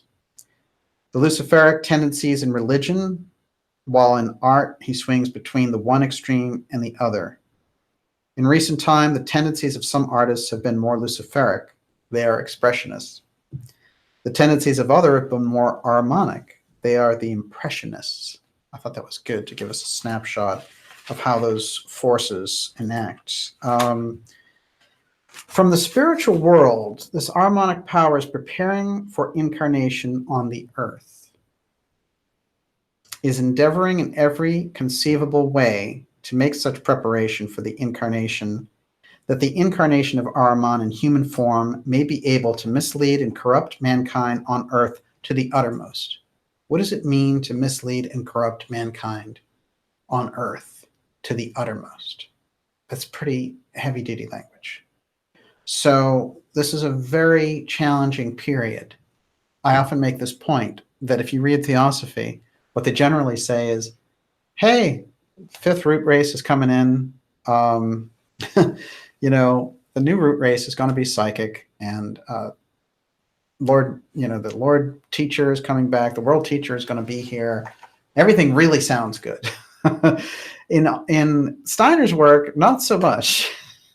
He's not a doomsayer, and he's not a fearmonger at all. But he realizes, talking there in World War I, that these disasters are coming our way. And so he's seeing, this is before World War II. Can you imagine the horror of that?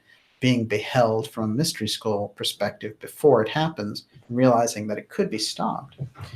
Well, this is quite remarkable when we think about it. So we have to kind of keep that in mind. The task of mankind during the next phase of civilization will be to live towards this incarnation of Ahriman with such alert consciousness that this incarnation can actually serve to promote a higher spiritual development. That is, by facing Ahriman, by facing the dangers inherent in the AI, by facing it properly, we actually can rise above it. That's crucial, I think. So he's not saying run for your life. He's saying face it, meet the test, surpass it, overcome it. Okay, a little more. Ahriman himself hired spiritual development, inasmuch as through Ahriman himself, man will become aware of what can or shall we say cannot be achieved in physical life alone. But men must go forward with full consciousness toward this incarnation of Ahriman and become more and more alert in every domain. Let me try that again. Men must go forward with full consciousness toward this incarnation of Ahriman and become more and more alert in every domain.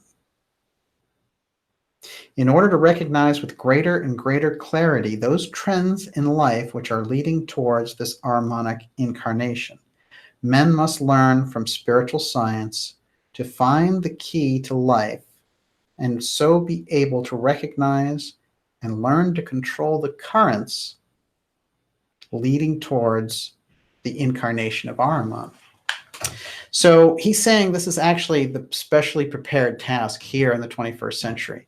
That's what it's about. That's what the setup of anthroposophy. That's why you had the mystery school wars. That's why you have Blavatsky being selected to bring this forward. That's why this has all happened the way that it's happened. Now, Steiner dies in 1925. And this is the nature of what happens, because you can see other movements come forward, like the Gurdjieff movement. And Gurdjieff dies in 1949. Casey dies. They all seem to die. Ouspensky in 47, Casey in 45. It's all in that period. They've laid it all out. If you go between the 1840s, when the mystery school wars started, to the 1940s, it seems that they've accomplished the aims of the first stage of bringing this information out. They've brought it to the point past World War II. What happens after that? The UFO file gets revealed, 1947, in that same period, as soon as they'd done their work. What did the first UFO file groups do? Well, a lot of those people were theosophists. They talked about things like Space Brothers, and they attributed all these types of things, which were very, very unusual. But I do feel that if we look at anthroposophy and its growth over this period, it's given solid foundations in things like medicine, in things like early education, in things like farming. So they're preparing for this new change. This is how they've decided to do it. Theosophy really fulfilled itself through anthroposophy. But theosophy went off the rails doing the let's get this done now approach and not building it up patiently. They went for Krishnamurti as the world teacher. He realized that they were being impatient, essentially, and their entire program for bringing the world teacher on in the 1920s didn't happen as a result. And you got things after, like Alice Bailey, which seemed like watered down versions of what had been brought forward before. So I would say when you're really looking at it, if you really get the sense of where these mystery schools have gone, the Steiner work and the Rosicrucian edge seems to be the leading crucial edge, although the Theosophical edge must be studied. It is the foundation. It is the core. Blavatsky's work is the foundation. So that's very important. A quick point also in thinking about this kind of early, the Theosophical logo, when you look at this, the interlocking triangles here, it's quite interesting because there was a NASA scientist who in the 1970s became fascinated by Casey's description of something called the Two-Eye Stone, which we've discussed on this program before. The Two-Eye Stone basically powered the entire Atlantean continent. Now, Casey gave descriptions of it, and this NASA scientist started to realize that the descriptions, especially talking about it, the six-sided angle, when he drew it, the top of it, he drew as this basically Star of David character again. So here we have this working in Casey's Atlantis version. We have the X steganography coming through anthroposophy, through theosophy. And we have the emblem of the two-eye stone running through setting up the mystery traditions in the Bible and also being adopted by the Theosophical Society, who I can tell you was not particularly driven by Judaism and seemed to kind of reject the Old Testament, more in favor, I would say, of the New Testament.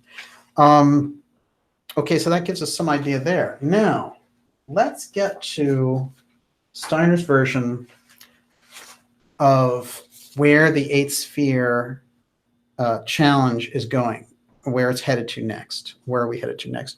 This is the Dark Journalist program. I want to remind everyone it's X series episode 59. And in just a minute, we're going to be taking your questions with Miss Olivia. So ask them all in caps. And it's terrific to have everyone here tonight. This is, I think, you know, as I was saying, there's something about summer and Friday nights, which is just kind of ideal. Yeah, and this is, I mean, this is a crucial episode. I actually asked DJ to kind of do even though we've already done episodes on the eighth sphere, a lot of people won't go back and watch the old ones. This is, you know, a summary. And well, this one has everything. It has anything that we've put out on the eighth sphere previously condensed, and then it has the new information as well. So yeah, no, there's no question about it.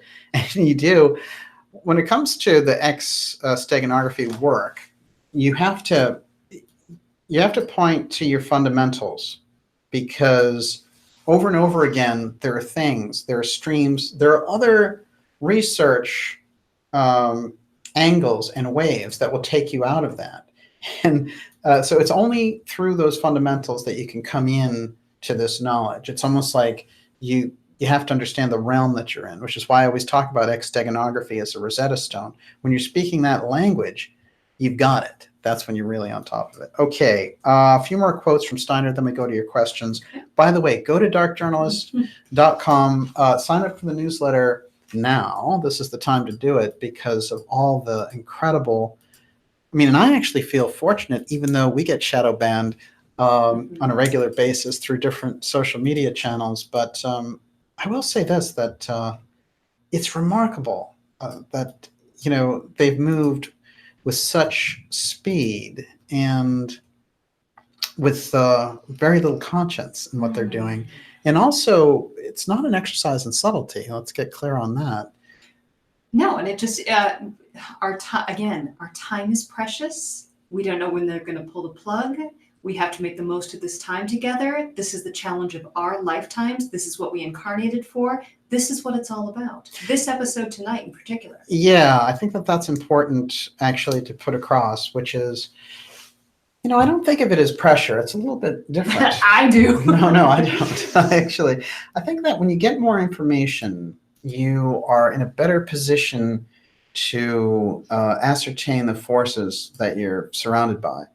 And this is the crucial point to be made, which is it's an inspiration time. It's not a pressure time, but it is a time to gather the information and to move with the information. So you develop the information and then you do something about it. I think that that's pretty clear. Okay. And we will, I promise. And we will. We will ask questions tonight about what we should do and what we must do. Absolutely. And yeah, and also I will say this, which is, you know, it is important to step out, you know, like apathy isn't it, and procrastination. This is not a year for apathy or procrastination. Get in there, get behind the stuff, spread the information, you know, get behind the information, support the work, subscribe to Dark Journalist, get that word out there about the X and the steganography. We're going to be here. We're going to be doing it. And with your help, we're going to make it all the way through to revealing all the information involved. And I have to tell you, it's a great upliftment. This is the interesting thing. When I know that there's so many different ways that people spin information out there as something that to be frantic about. And what's interesting is it's quite the opposite with this, because the more information we get, the more exhilarating the whole process is, which is quite different from being stressed out, I guess, Mhm. which you see that a lot. And I don't blame the people who are reporting on those things. They're very stressful. And certainly I see that when we're doing it. Okay, great crowd tonight. Let's do this. Steiner quotes directly in the eighth sphere. Here we go.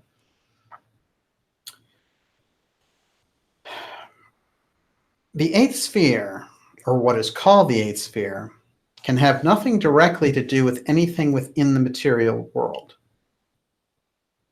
That is to say, what can be perceived by man's senses and thought out on the basis of sensory perception has no part in the eighth sphere. So it will be useless to look for the eighth sphere anywhere in the material world. You now have indications by means of which some approach can be made in thought to a conception of the eighth sphere. I have said that the eighth sphere has something to do with residue left from the old moon in its evolution. The old moon is how we got the Earth, and it's how humanity first developed. So much you can gather from the studies we've pursued in the course of time. Oh, yes. I've tried to make it clear in the lecture yesterday that on the old moon, man's natural mode of perception was visionary and imaginative in character by nature. So that any substantiality to be discerned in the eighth sphere must be found with this kind of vision. That is to say, it must be presumed at the outset that the eighth sphere is found by way of visionary imagination.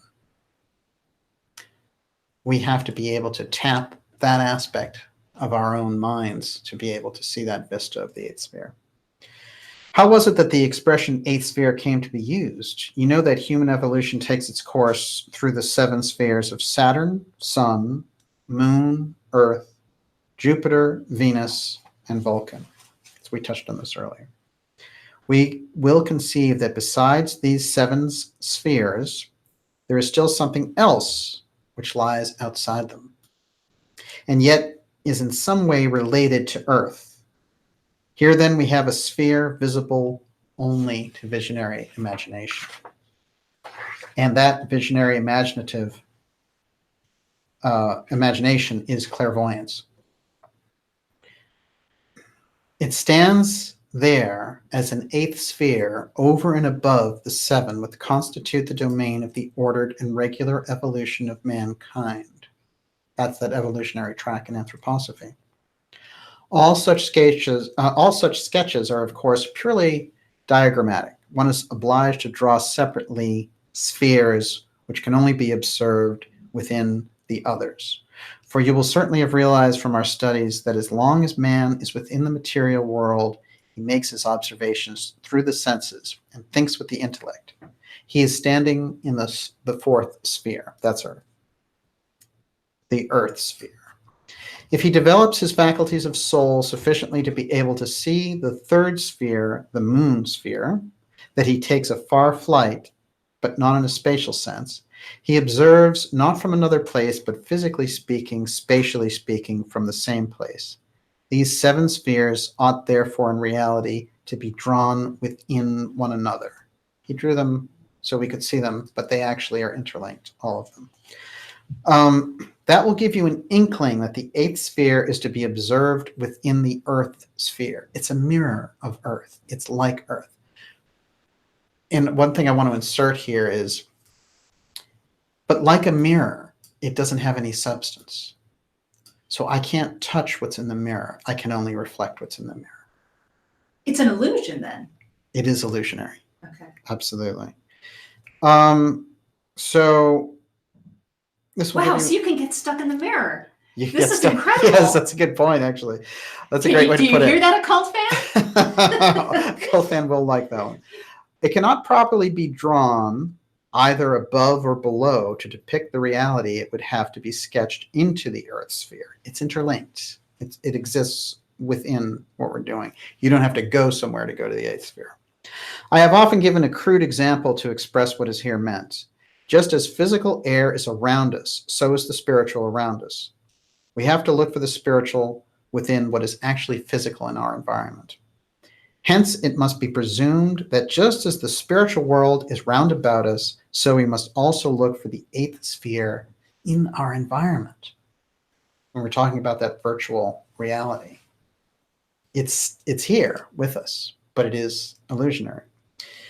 This means that no, wait, let me we'll get right to you. Okay. This means that an organ enabling man to perceive the eighth sphere would have to be developed, just as his physical senses enable him to perceive the material earth. Yes, Miss Olivia. So I'm thinking about, obviously, Alice and the Looking Glass and all this. Yes. Are we falling in and out of the eighth sphere all the time? Much better. Much better. So yes. We don't even realize. Okay, so we talked about this before, that people who in fantasies bring you to the eighth sphere. So if you engage too much in video games or porn or whatever it is, do you fall into an altered state and fall into the eighth sphere, and then you kind of come out of it and you're in the regular earth again, and you're doing this all the time, and you don't realize you're helping to build the eighth sphere, build your own prison that you are becoming addicted to? Is this what's happening? Well, this is really interesting because Steiner says that the spiritual we have the spiritual attributes whether we want them or not. So if somebody becomes super materialist, what happens is all of his spiritual or all of her spiritual abilities, energies get siphoned off into the eighth sphere. So it's very much incumbent for Ahriman to send you on a luxury cruise, or to get you to a desert island somewhere so that you can just completely forget about these other things, or to have you in a drunken rage in Las Vegas because your spiritual side then becomes available for them. This is the way that the eighth sphere is interpreted. It's an energy harvesting mission, and it's something that they need to complete, or basically the plan, that is they, Ahriman and Lucifer, the Ahrimanic forces, they're putting that together. It's their project. But if they don't have it in time, if we develop in the Anthroposophical cosmology, if we develop this Vulcan warmth that creates the new Jupiter, then they're out of luck. So what they would prefer is to have this mirror version of Earth and humanity trapped in it. That's what their goal is. This is the essence of the mystery school teaching. Yes, Miss Olivia. Dow Jones Muller just said it. Magic mirror equals black mirror equals iPad. Wow. We are living in mythology. Well, it's a really good point, actually, yeah. And of course, Black Mirror, they've used that term for the show on Netflix, but that is a deep, deep occult phrase. So yeah, you're right on the money there. Everyone, you're watching the Dark Journalist show. Fantastic show tonight. We're going to be taking your questions momentarily. We're on X Series 59, dealing with the eighth sphere and Rudolf Steiner's version of artificial intelligence and the technological world overwhelming the soul senses of humanity. And that's why he set up spiritual science as one of the major bulwarks against that invasion of these Harmonic forces. This is the key of the mystery school. The Earth, the eighth sphere, is something that Steiner said was in fact the biggest secret of the mystery schools. How could that be the biggest secret of the mystery schools? That's the second time I've asked that. We're going to go deep to answer it here. Yes. But Steiner's not the only one who talked about the eighth sphere, is he? No, it came out through A.P. Sinnott, who we're going to get into, and I have his bio here because there's a few things that I think you're going to find very interesting. A.P. Sinnott was a very important journalist in the 1880s, and he came across Colonel Olcott and Helena Blavatsky when they went to India because he was there covering something for a British newspaper. And Sinnott, interestingly enough, had us, had a kind of a tendency to lock into spiritual subjects, but he was not, it hadn't formed a major part of his life until he met Blavatsky. And then she did a number of things. She impressed him that there were supernatural things at work. The miraculous happened when she was around, was the way that he put it. Now, interestingly enough, Alfred Percy Sinnott would put out a book he claimed he contacted the masters through Blavatsky, which I found very interesting. And actually, they got into this whole thing about the Mahatma Letters. Now that is around the period there. That's Sennett here, Alfred P. Sennett and Blavatsky. During this period, which is about 1880, 1881. And already Blavatsky had written Isis Unveiled, but she had not done The Secret Doctrine, Volume 1 and Volume 2 yet. Now, an interesting thing happened, which is detailed in something called the Mahatma Letters, where these advanced brotherhoods wrote directly to Sennett. Now, these are still in the London Museum, and they are quite remarkable. Let's see, just to give you a little visual about it. The ink and the paper has not deteriorated since that period, which I found quite remarkable. And they have not found, when they've done these, they said, there's something unusual about it because it's not like a pen impressed it on there. Somehow the words are there, but they didn't have the ability to do this kind of like Xerox copy in 1880. So they haven't been able to figure out exactly what was going on here. There's also something kind of unusual up there. You can't really see it, but it's this weird stamp that keeps popping up on the Mahatma Letters. These letters to Sennett really are remarkable because some of the masters inside the mystery schools are writing to him directly, and it's almost like out of space and time. He's pulled out, and they give him this information. They write him these letters, and he asks Blavatsky, is this really happening? Am I fantasizing this whole thing? And she says, no, they're writing you the letters. Now, the person that they determined was writing was Kuthumi. Kuthumi is an advanced master in the Great White Brotherhood.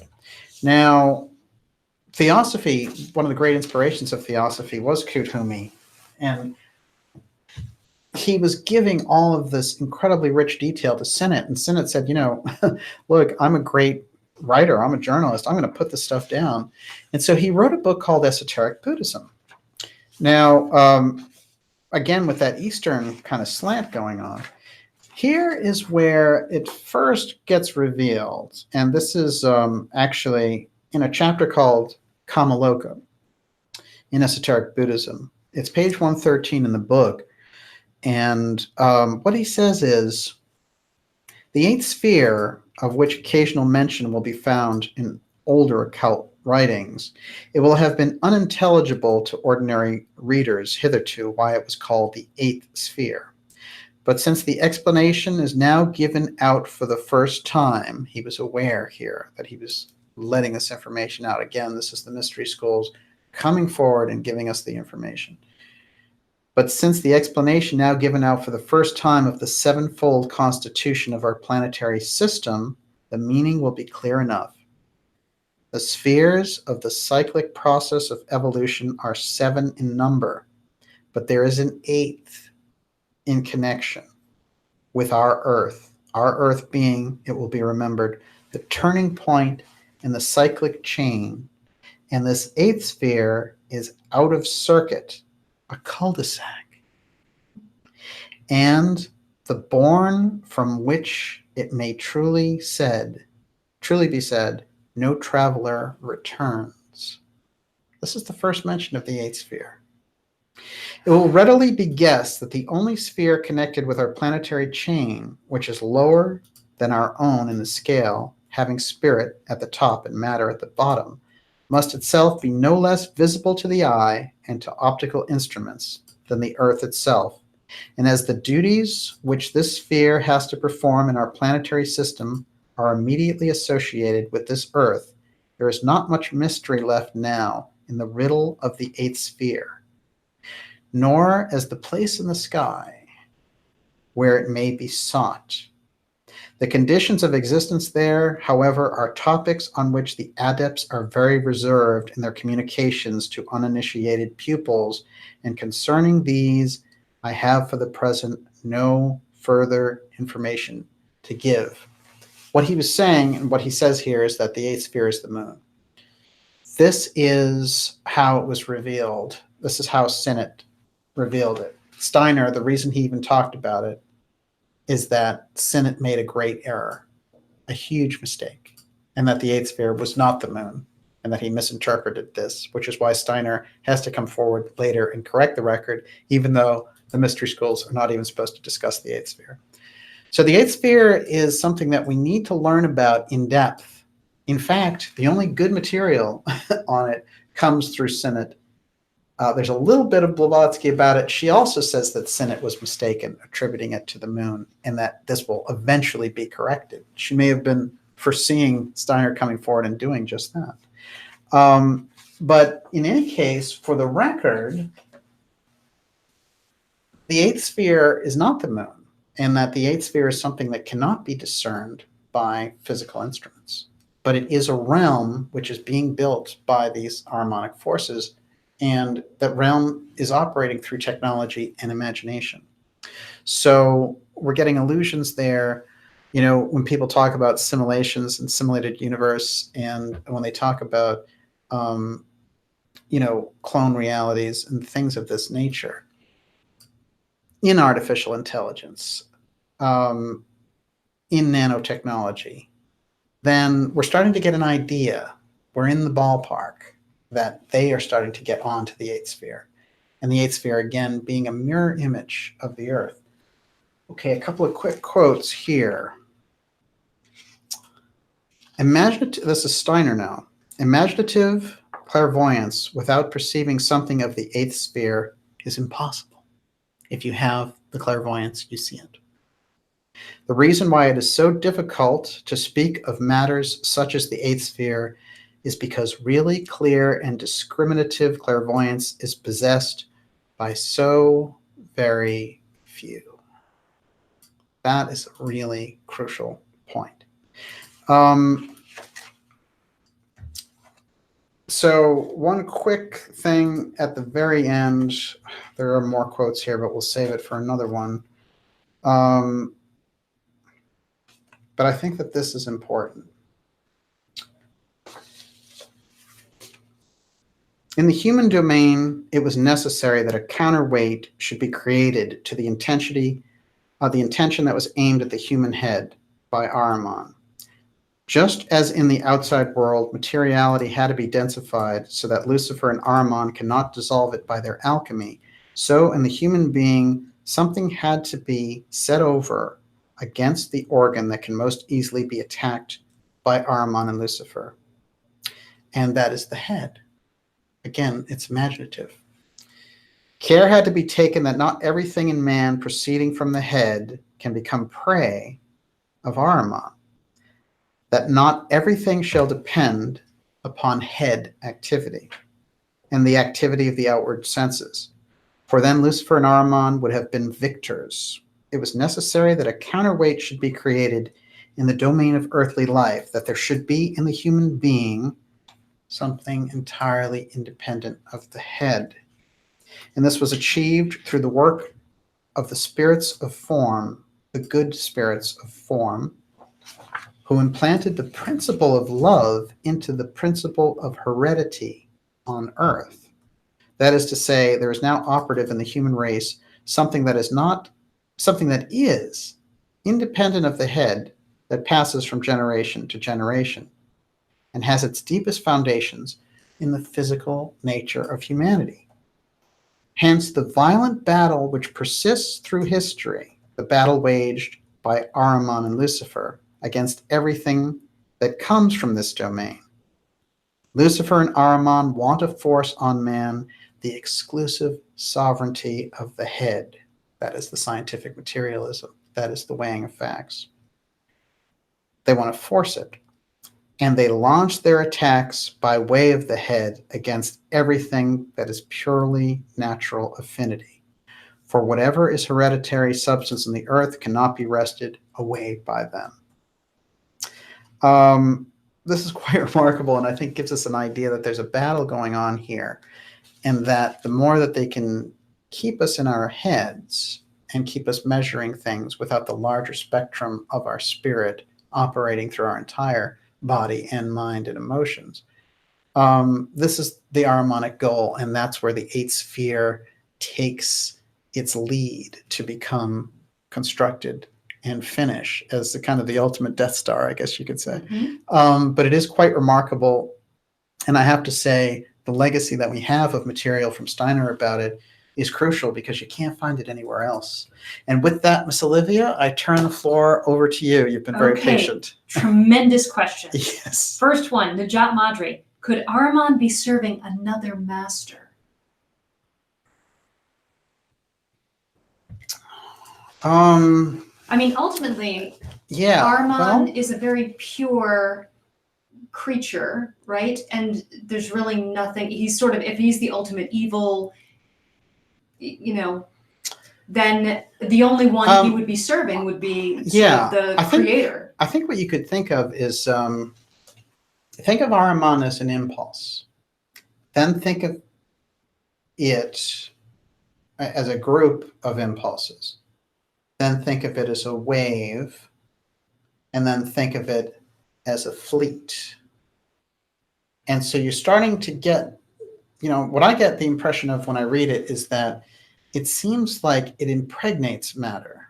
It seems like it spreads out over matter.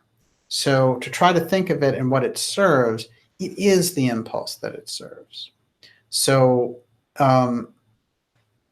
what Steiner refers to it as a dark astral force, I would say he's referring to it directly. The master that it's serving is the impulse, and they are the impulse. Yes, keep going. Would you liken him to a black hole? I know you say there's no heart, there's no sentiment at all. No, well, I think the eighth sphere is like a black hole. Okay. Because it draws in matter and then it's stuck there and then it continues this process. And the matter is no longer, you can't even see what it is. But I would say with Ahriman, you have to understand Ahriman is like a machine. It is, in the Steiner literature, it literally is something. Remember that when he really tunes into it, he feels heavy. He feels that he's sinking into granite. And even when he's doing the sculpting, he has to kind of get the speed going, because if he spends too long in that state, he starts to feel so heavy he might not get out of it. But I think this is important to think about in relation to Ahriman, because Ahriman is scientific materialism at its worst. There's no heart in it. There's no soul. There's knowledge, incredible knowledge. And apparently part of this battle is that we need to wrest that knowledge from the machine, in a sense, from Ahriman, without falling into it ourselves. So it's a dance, right? To be able to use technology, right? It is. Without falling into this trap. Now, I will say this, that in terms of Ahriman and Lucifer, it is important the way that Steiner split them off. And you were talking about Who Mourns for Adonai, which is a Star Trek episode. And of course, many of the Star Trek writers were incredibly influenced by anthroposophical work from Steiner. So that's a given. But I will say this, that it's quite important for us when we think of the Luciferic gnosis, the Lucifer gnosis that he talks about. He is speaking about a knowledge, a wisdom tradition in pagan times. And that's very different from the Harmonic aspect, that they were kind of like, almost like big brothers. And, they enjoyed this position of dominating humanity. But that they taught us a lot, that we got so much from their traditions. This is different. The relationship is different. Now, as it turns out, as we've grown up, we don't need them, and they want to kind of trick us back into that place where we still need them, etc. That's why they're such a now they are a degenerative force on humanity. The Harmonic forces basically just want to enslave the entire planet. They want to enslave humanity. That's what their job is. Whereas there's always been a kind of a back and forth with the Luciferic groups. The Lucifer Gnosis we've gained things from them. We've gained speech. We've gained thinking. So that's the split there. But because those things have been merged in traditions, they're always spoken of as the same thing. So once in a while, people will pick out these traditions and, like Golden Dawn or something like that. When they're speaking about Lucifer Gnosis, it's different than speaking about satanic. The satanic aspects in the mystery schools are the Harmonic influences, although they recognize the Luciferian influences are degenerative. But they also realize that they've faced them before and gained knowledge from them. They've gained wisdom from them. So there's a lot there on the esoteric side to split off, and I think that that's something that Steiner does incredibly well. Right. I think it's really Lucifer, where there's a lot of beauty, there's a lot of joy, there's a lot of fun, there's a lot of art. Yeah, think of Pan, right? Yeah. Pan. Yeah, exactly. Right. You think about sort of the Greco-Roman togas, and it's very. It is. It's an Dionysian. It's an indulgence to take you away from your senses, right? To flood your senses, which is different. The Harmonic thing is actually Lucifer's like a pleasure fest. Right? And it's not debauchery per se. I mean, it can be like the Dionysian thing, you mentioned that. It is true. It doesn't have to be dirty or degrading. In fact, it's kind of this high frequency. This is the New Age thing can be very Luciferian, right? It's all sparkly and pretty, right? And you can it really draws you in. Yes. Mm-hmm. And it works again, but it works against your own spiritual direction. This is the problem. It's almost like we can think of the Lucifer Gnosis as interfering a lot, and we have gained incredible things from that interference at times.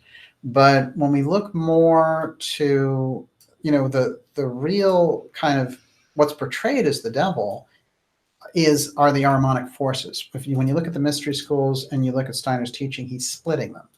He's saying this is Ahriman, this is Lucifer Gnosis. Those are names, those are titles. But it is interesting because we don't have that split. When we look, at traditional stories in the Bible. So we have to kind of sort our way through what that is. But I think that the way that he describes the Lucifer Gnosis is we've learned things from them over time.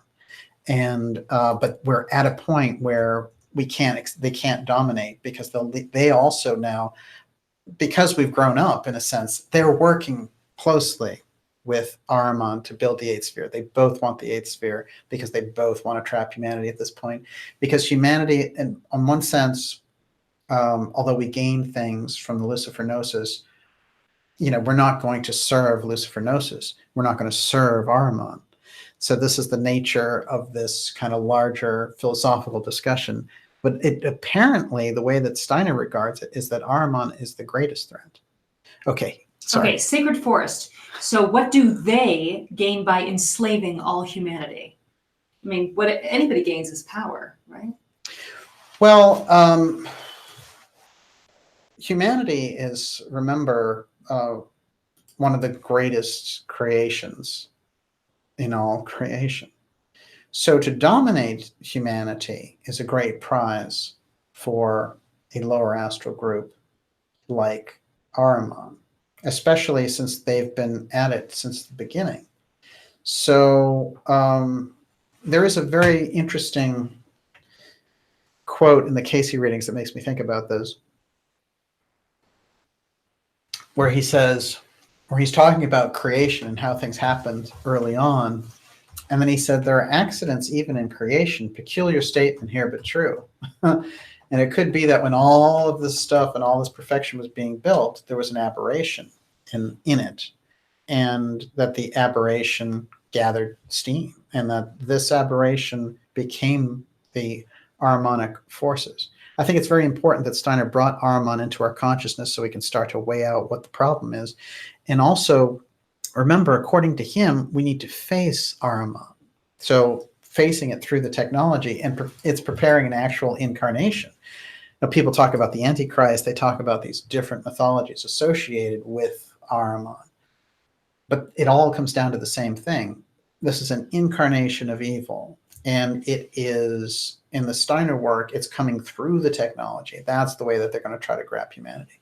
So you have to wrest from Ahriman those things that belong to the higher spiritual realm by facing against kind of the darkest aspect. So it is quite, I do feel that it's a complex thing to understand, which is why I think the mystery schools hesitated so long in giving it out. But I do feel at this point it's crucial information, and where things are changing so fast that we can apply it and bring some of that spiritual science forward. I like Steiner's spiritual science in that sense, that it has both. It accepts the scientific developments and the awareness that's gained through those technological developments, but it knows where to draw the line about losing your soul because you're really carried away with the shiny technology. We have an awful lot of this. Yes, Miss Olivia. Okay, esoteric literacy. D-wave computers are super cold. Ahriman loves the cold, might be related. And Channeling the Heart, Barbara Joyce says, what about CERN, the ultimate evil? Yeah, I think both CERN and D-wave are very harmonic. And I think that part of what Steiner is giving us when he's saying they're preparing an incarnation for Ahriman is exactly that, which is we are getting... it could very well be that when Ahriman incarnates, he incarnates directly through an AI cyborg.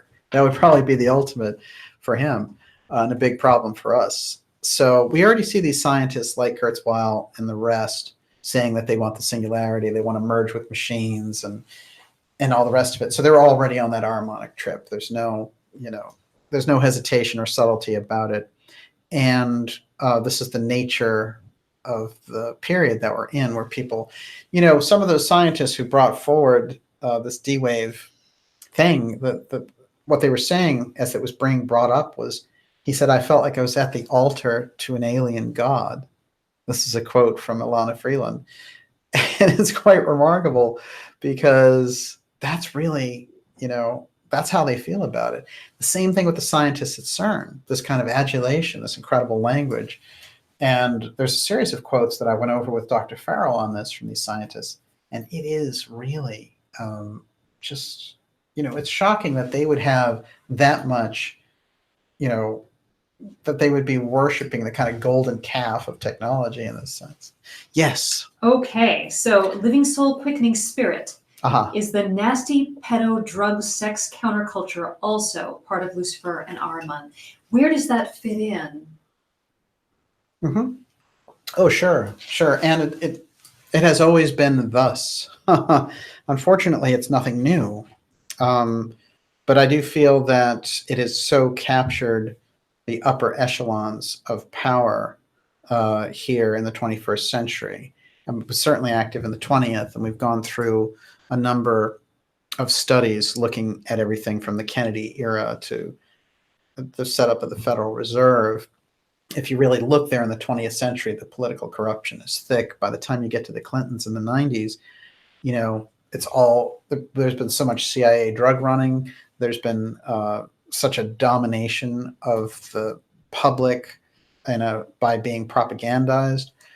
And, they're playing fast and loose with nuclear weapons now as well. And so when I look at the kind of criminal behavior and aspects of the government now, and we certainly are seeing a lot of that corruption come out. That's why we cover so many things on the deep state side from the work of Professor Peter Dale Scott, who's really made a big impact on this program.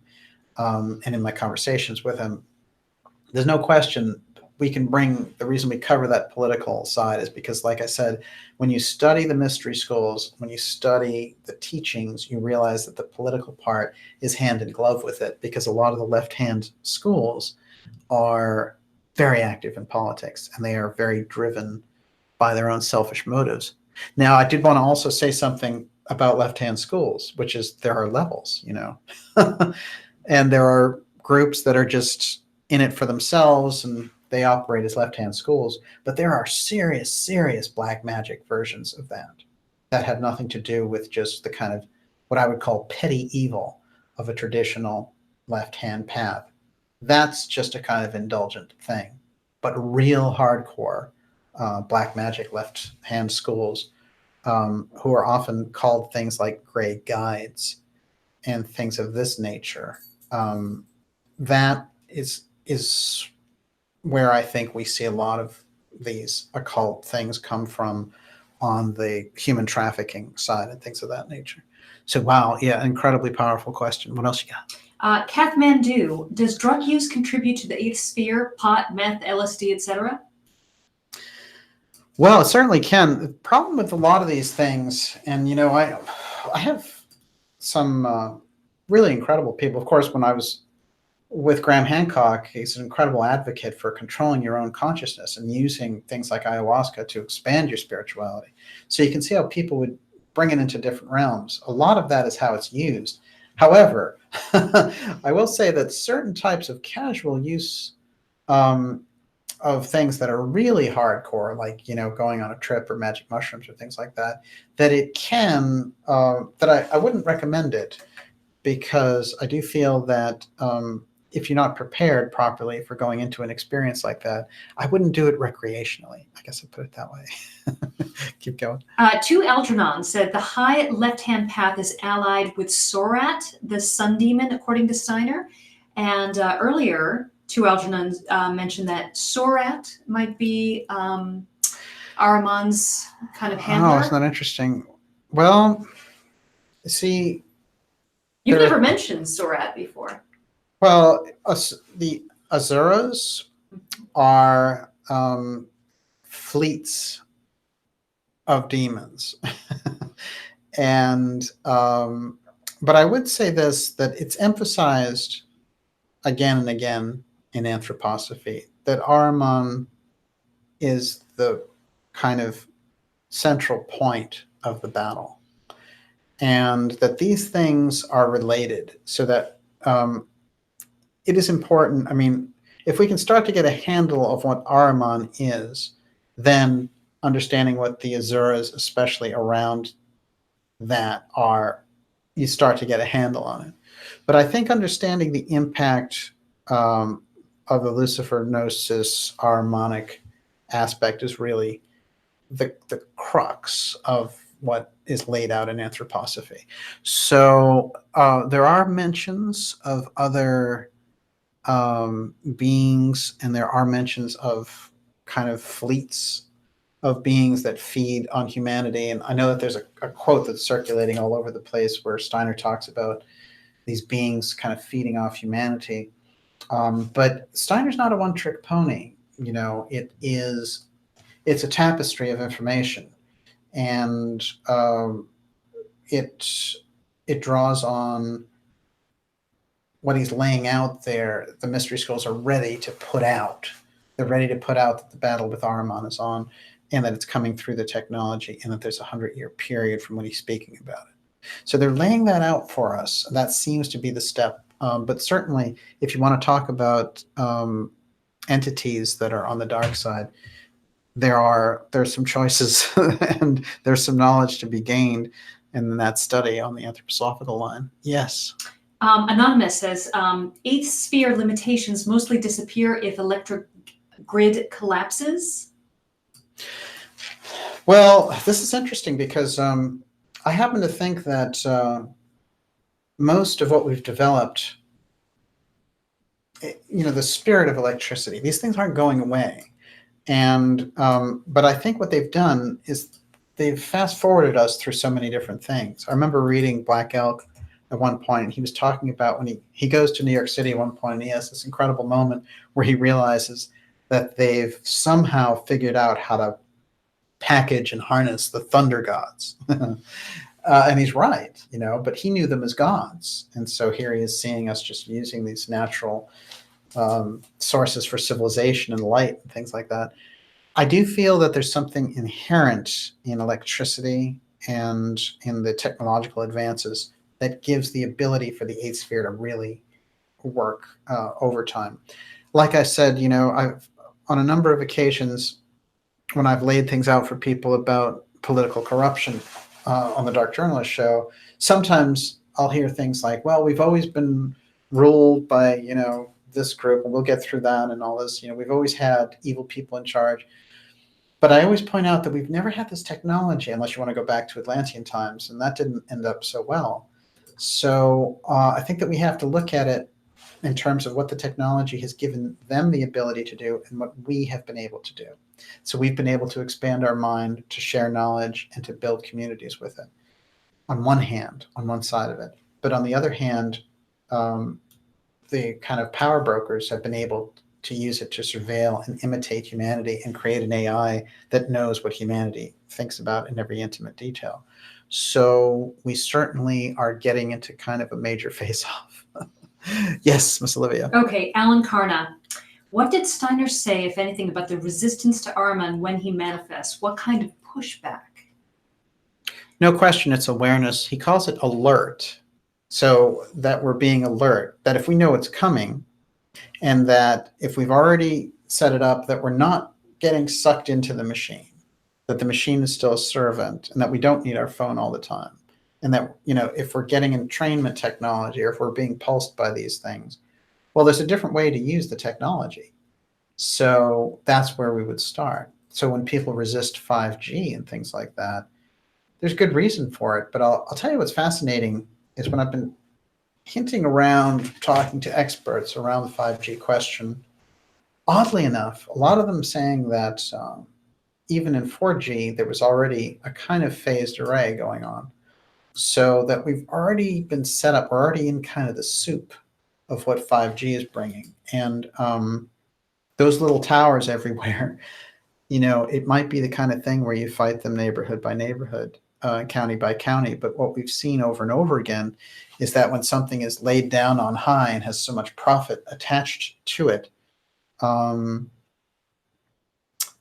that those things tend to go through anyway. So it's a very tricky situation. But I would say this, naturally, any kind of resistance with this understanding, with this knowledge, has to come from the fact of having a life that isn't dominated by harmonic impulses to start with. So you can always start with yourself. It always does start with us individually. And that doesn't mean that you suddenly, throw off every fault that you have or whatever it happens to be, but that you don't encourage those hazards in yourself and in others. So I guess that's kind of the best answer I can give on that. Yes. I actually read that question two different ways. Yes. Which is when we start figuring out Ahriman's game. Oh yeah. Good point. Yeah. Take it. No, you answered. I like that. Well, no, I don't know the answer, but what kind of when we start resisting Ahriman, what kind of resistance is he gonna push up against us? What kind of temptations? When he realizes, they've caught on. Yes. You've always got to plan ahead. We already know that even the little bit that's come out, as soon as they realized that we were getting savvy to the political process, what did they do? They threw these people off. That's a very harmonic activity. You don't want any competition. Monopolizers, monopolizers, centralizers, that's all harmonic activity. And it is interesting because Steiner refers to Ahriman as kind of like a centralized power grid. That's what they want. But he also refers to it as turning the earth into a gigantic, heavy, granite, deep freeze. That would make them the most happy because it immobilizes humanity and it's heavy like they are. So they're very material. They're very weighted down. They want us to be in that state. They want us to rigidify. And that process makes us very easy fodder for what they're building. Now, what they're building is this eighth sphere, and they want to go their way with the eighth sphere. And we're smack dab in the middle of it. And this very strange mystery school doctrine has to come out and say, you know what? Humanity, you are gaining ground. You went to the moon. You did all this stuff. But guess what? You've got this incredible being coming through the technology in the 21st century, and you have to face off with him. And sorry, you're going to have to learn what this cosmology is because you're right in the middle of a spiritual battle. That's really a tough track for the mystery schools to be on. Somehow they got the information to us. Now that we have it, what do we do with it? Great question. Yes. Okay. I want to take this in a certain direction. So wait, before you say anything else, everyone, you're watching the Dark Journalist program. This is episode 59 of the Steganography series, and we're going deep here. We're getting somewhere. The Age of Ahriman and the Eighth Sphere. Go to darkjournalist.com, sign up for our newsletter, and that keeps us in touch. It's crucial for us to keep in touch, and especially at this particular time. Make sure that you sign up for the newsletter, and we have that communication going. The newsletter is free, and you'll get the information from us every week. Yes, Miss Olivia. Okay, so Omid Iran Pana. Why would anyone choose Ahriman is a puzzle to me. Straight self-hating nihilism. I want you to bring it home here. So, because Oh, I mean, everyone chooses Ahriman. Like we see it over and over again, and whether it's for political influence or when people are greedy in one direction or another, or brown nosers in corporate situations, and kiss ups and all the rest of it. There's an awful lot of Ahrimanic activity, and remember that Ahriman was with us when we were developing and when we were in situations like the moon leaving the earth. So it is part of the impulses that we have. So when we feel certain things, it's almost like the Ahriman is right there with us, right? You know how they talk about the angel on your shoulder and the devil on your shoulder? Well, the Ahrimanic influence is there, and it's part of the test run. The problem is that with the technology, with the period that we're in, the technology has gone further than our material development, spiritually, ethically. And so therefore the technology is being used to say, you have all the conveniences, you don't need the others, don't worry about your ethics, or we'll pretend to give you these fake ethics where you care about charities or something like that. But you miss the essential lesson of being a soul, spirit, individual manifesting in a material body on Earth. That's the crucial part. Yes. Can you address cremation of care? Well, that's a big piece of it, isn't it? Because when you get into that, and when you get into the whole ritual that they performed there, and even when they had Nixon on those tapes, he was like, those guys are freaks, and he, who was really deep in the establishment, he thought that they were freaky occultists, and that they have this whole ceremony where they burn this huge effigy of this gigantic owl, Moloch. Yeah, and it's a very ancient ceremony.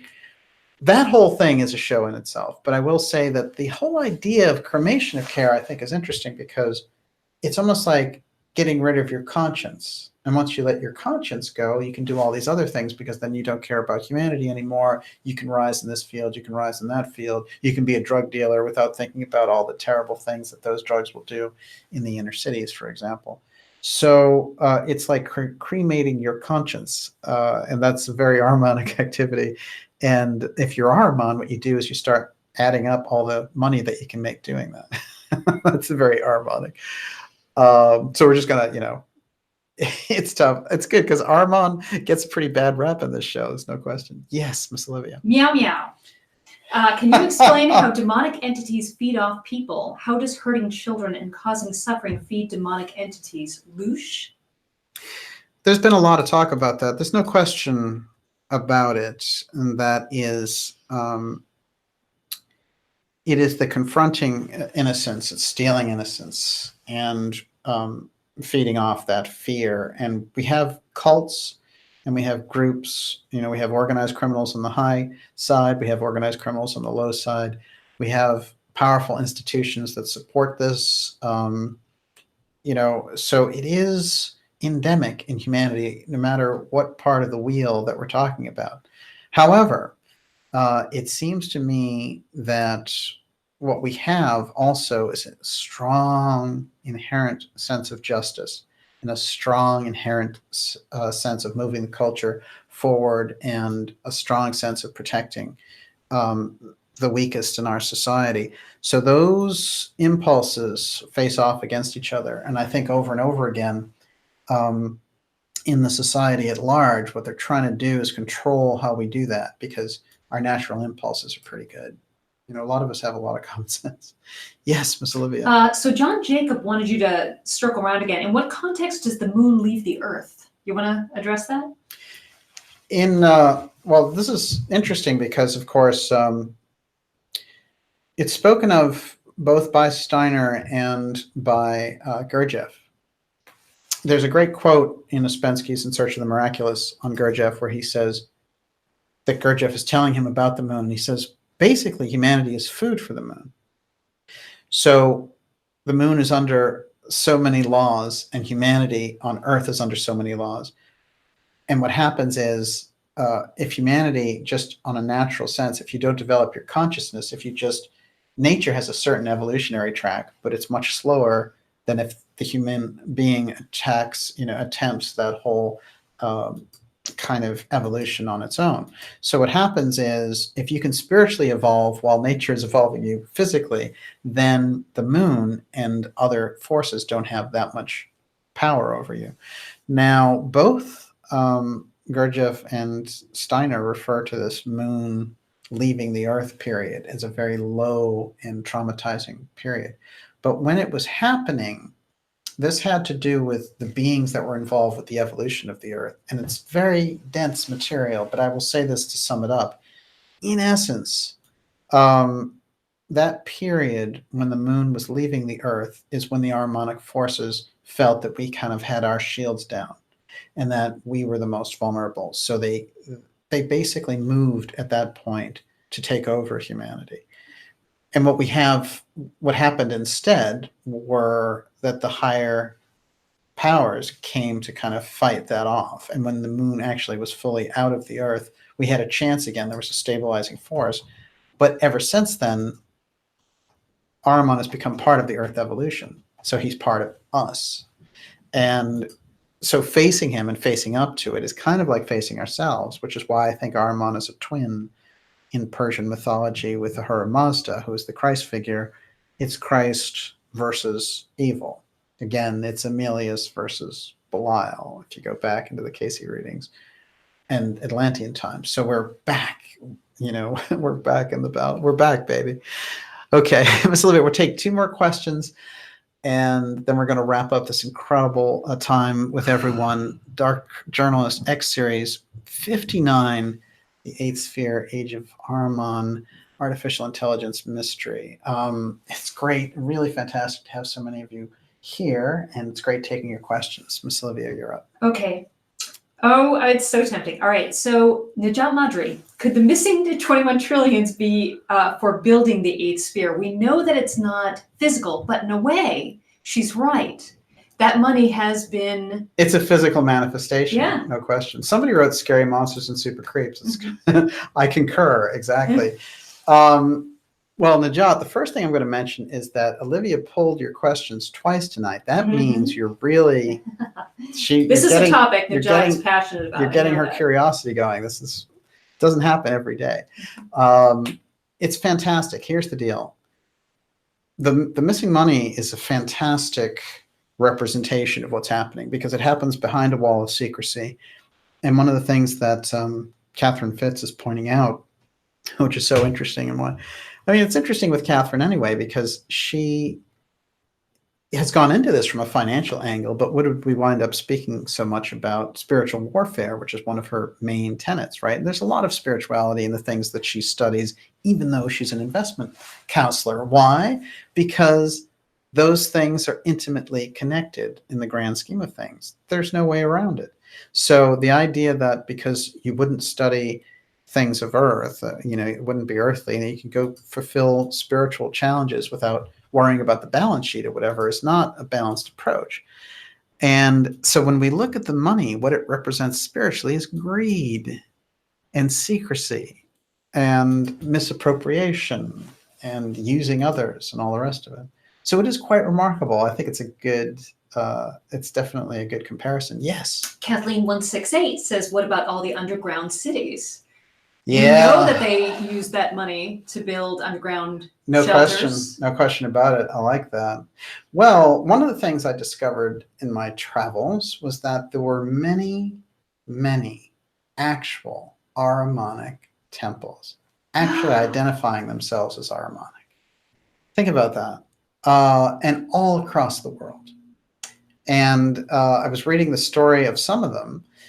And when you get into some of the odd news stories where they're looking for these Ahrimanic temples to be recognized religions and all the rest of it, I'm seeing a real upsurge here of what you would call the kind of satanic, revival there that they were having in the 50s and 60s of pushing the Satan church forward and all the rest of it. Ahriman might not only come out of the closet in terms of the information we're bringing forward from the Steiner work, but you might be seeing a real open worship of these Ahrimanic forces. And I think we've seen weird things in relation to this.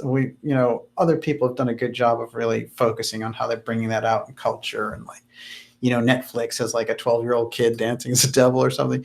But, it's like, I think that they're showing some cards there. The Harmonic temples, though, I mean, this is, even I was surprised learning about those. Yes. Najat had a follow-up question, which is, could debt be a way to pull us into the eighth sphere? No question. Think of what debt represents. It's funny. Well, a lot of despair and depression. It's funny what you said there about debt, because I was reading a very obscure little passage of in a Steiner lecture, and he was talking about how sleep, the best way to think of sleep is like thinking about debt and paying a debt. And I thought, this is very unusual. How does that work? And he was talking about the forces that flow forward from us when we sleep are kind of the price we pay for all this conscious activity. So I guess we're paying spiritually on some level. We're doing some good when we sleep. Quite remarkable. Miss Olivia, 2 more questions. 2 more. Okay, there are 2 that are linked here. So Matt M wants to know, has the eighth sphere ever happened before? And bend over. Is this the first, or was there any Ahrimanic incarnation earlier in human civilization?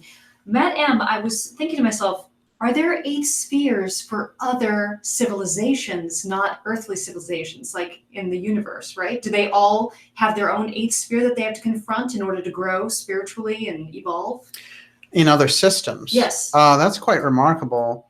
Well, we have a lot of information on this one, and even that is scant. So I'm looking for more information on this one before I go there.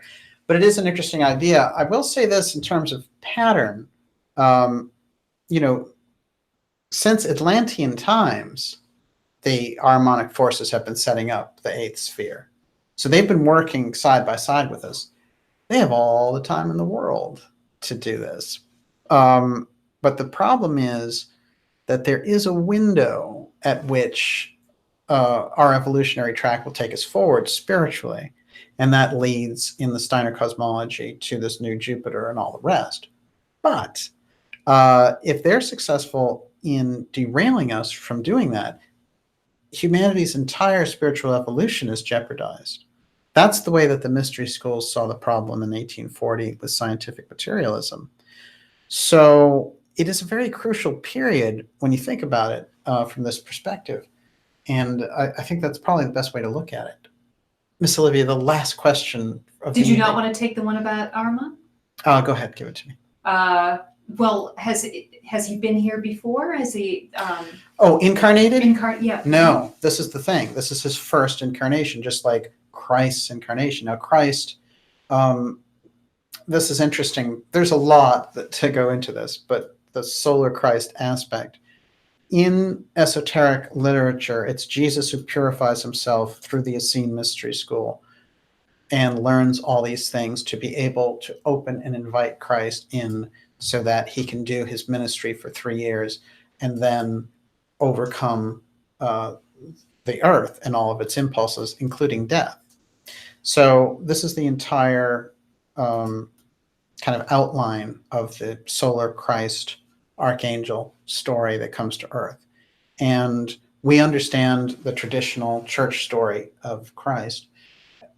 They are very compatible stories, except that Jesus has all these lives before setting him up to do this. What's interesting is Edgar Cayce said one of those lives of Jesus was as Emilius. Now we know that Emilius and Belial are the 2 forces that fought in Atlantean times. So what are we looking at by the time you get to Jesus being incarnated with the ability to have Christ inhabit it and a ministry for 3 years? So it's quite remarkable when you think of the whole vista of the challenge. But it seems to me that there are certain pivotal points that the mystery schools identify. And for me, when Steiner is sitting there, in the middle of Europe during World War One and saying the mystery schools kind of failed here. The mission of anthroposophy and theosophy has failed because World War One happened. Guess what? There's a chance in 100 years it's going to come back. It's going to come back. We're going to have the opportunity to do it. And this 100-year aspect, I think, is quite important. It's very important for us to focus on. Yes, Miss Olivia. Occult fan. Will we see this potential new teacher in the Jupiter-Saturn conjunction of 2020? Isn't that interesting? It resonates with me. Well, what's interesting is the teaching is here. So anytime a teacher shows up and opens it up to us, it's a good thing. It certainly could happen, but you don't need to wait around. They've left so much of it out there for you that the more that you work with it, who knows, maybe you incarnate the teacher in yourself. Exactly. I was just going to suggest that. I love that. It could very well be. It could very well be. Excellent question. It's great to see you out there, cult fan. Great questions, Najat. Wow, it's a fantastic. Let me just summarize. So Sacred Forest says, seems like the real problem with the Eighth Sphere plans are moving forward at light speed, and the resistance will be such a small group screaming, "Wake up" in the dark. How can we gain traction, real traction? This is actually the question that has been haunting me for years. Community, especially with the X series, we've learned so much. We participate in the ideas room. We are on Twitter together and stuff. But how can we finally, because we all live in different areas, what can we do individually and collectively? What do we need to do here? Well, I would say that, no. I mean, you certainly are doing it. When you study the ideas open your consciousness to the greater possibilities. So you're doing it when you engage with the material. Think about, you have to be careful, to worry about having a mass effect is not the right way to go. What you want to do is you want to be able to create the impulse. The Anthroposophical impulse created by Rudolf Steiner was created from 10 to 12 people meeting in a pub in Berlin, and then a coffee house which had a big hole in the floor. And you got maybe more people, like 20 people. And Steiner talks about that very affectionately. And that's kind of the way I look at it. It's incredible. One of the things about the Gurdjieff groups is that you could never go beyond 100 people with the groups because it would lose the kind of crystallization of the idea. And later we saw groups like the Gurdjieff Foundation, which got larger, spreading the word, and they got a lot of the information out there. They did a nice job, but you can't say that they had the kind of impact that Gurdjieff had when he was alive. And then you see the ARE carrying forward the incredible message of Edgar Cayce. But when Cayce was alive, he was working one person at a time, doing readings one person at a time. And he was having that impact through those individuals. Then when you think of theosophy, well, if you don't have theosophy, you don't have Steiner. If you don't have theosophy, you don't have the recognition of reincarnation and these other things that got into the culture, so that by the 60s, there's this great kind of heightening of consciousness. So I would say there's a thing in the Cayce readings called active patience, where you have to move. You have to take the information and apply it. And you can't sit on the fence and be apathetic. But also, you know how we see some groups freaking out about disclosure or something like that? The disclosure is that you need to be aware of your higher purpose, your own spiritual development. So I think what these groups are trying to tell us is you're a bigger, better, more capable being than, and you're connected to all these other spiritual forces. And here's what you really are. That's what the message of the mystery schools is. But it's saying you need to open up to that. And you need to work with those principles. Not all of those principles are so comfortable, because you have to look at things about yourself and the life that you're living and the culture that you're in. So yeah, my feeling is that there's an incredible uplifting quality that comes from the information, which changes your energetic signature. And that seems to me to be the goal, because when you change that signature, look back to a biblical story about Sodom and Gomorrah. They were looking at the end for 10 good people, and they'd save the city. Well, it seems to me that there's a message, there's an inkling in there that people's consciousness has an effect. Casey talked about how people's thoughts had effects on the weather. So everything is changing through this conversation that we're having right here, through the messages that the mystery schools have left behind for us, and through the great researchers who brought that information forward. It's all part of one big flow, one major stream of activity.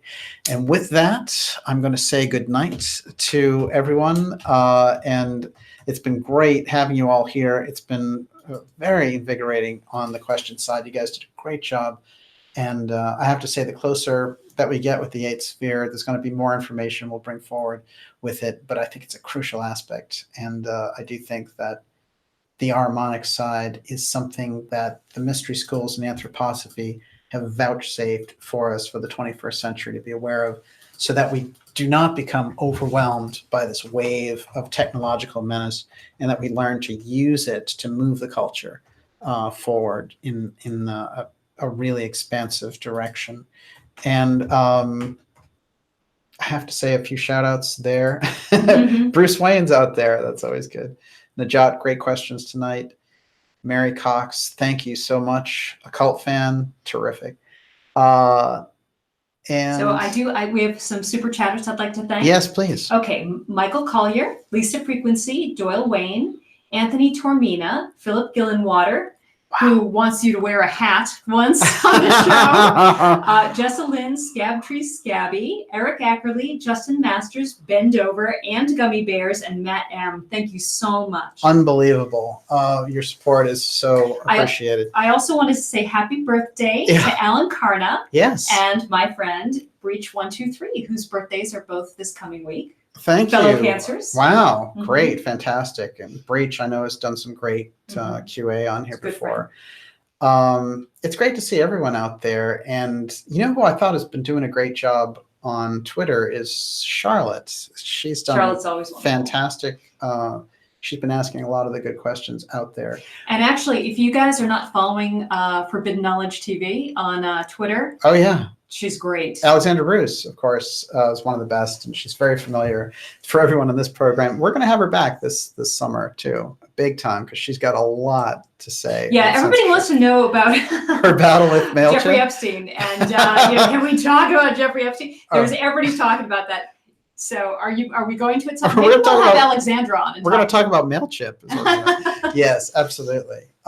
And it's fantastic. We had a great night with you all. We will be back next Friday, and it's an explosive X Series 60. You're going to want to be here for this. All the shows in July are off the charts. Make sure you subscribe to the Dark Journalist newsletter. Go to Dark Journalist, become a subscriber, support the show. And that's the way, because you're really going to want to be a subscriber this summer. Right. And when is the Ilana Freeland episode coming out? That is coming out next week. Yes. Fantastic. And she is in rare form. And you talked about 5G and space fence and. Yeah, I know it's remarkable, the stuff that she's working on now. Of course, you know, the last conversation I had with her was 2017 until we talked this week. And she's just incredible. And of course, she is very knowledgeable about Steiner's work, and she's working on a new book called Synthetic Biology, which is very important because that's kind of eighth sphere harmonic activity as well. And that relates to all this AI stuff. So her new work is going to be on display, but her work on the space fence, I think, is just so timely. Fantastic. And we will see you all next week, next Friday. In the meantime, go to darkjournalist.com.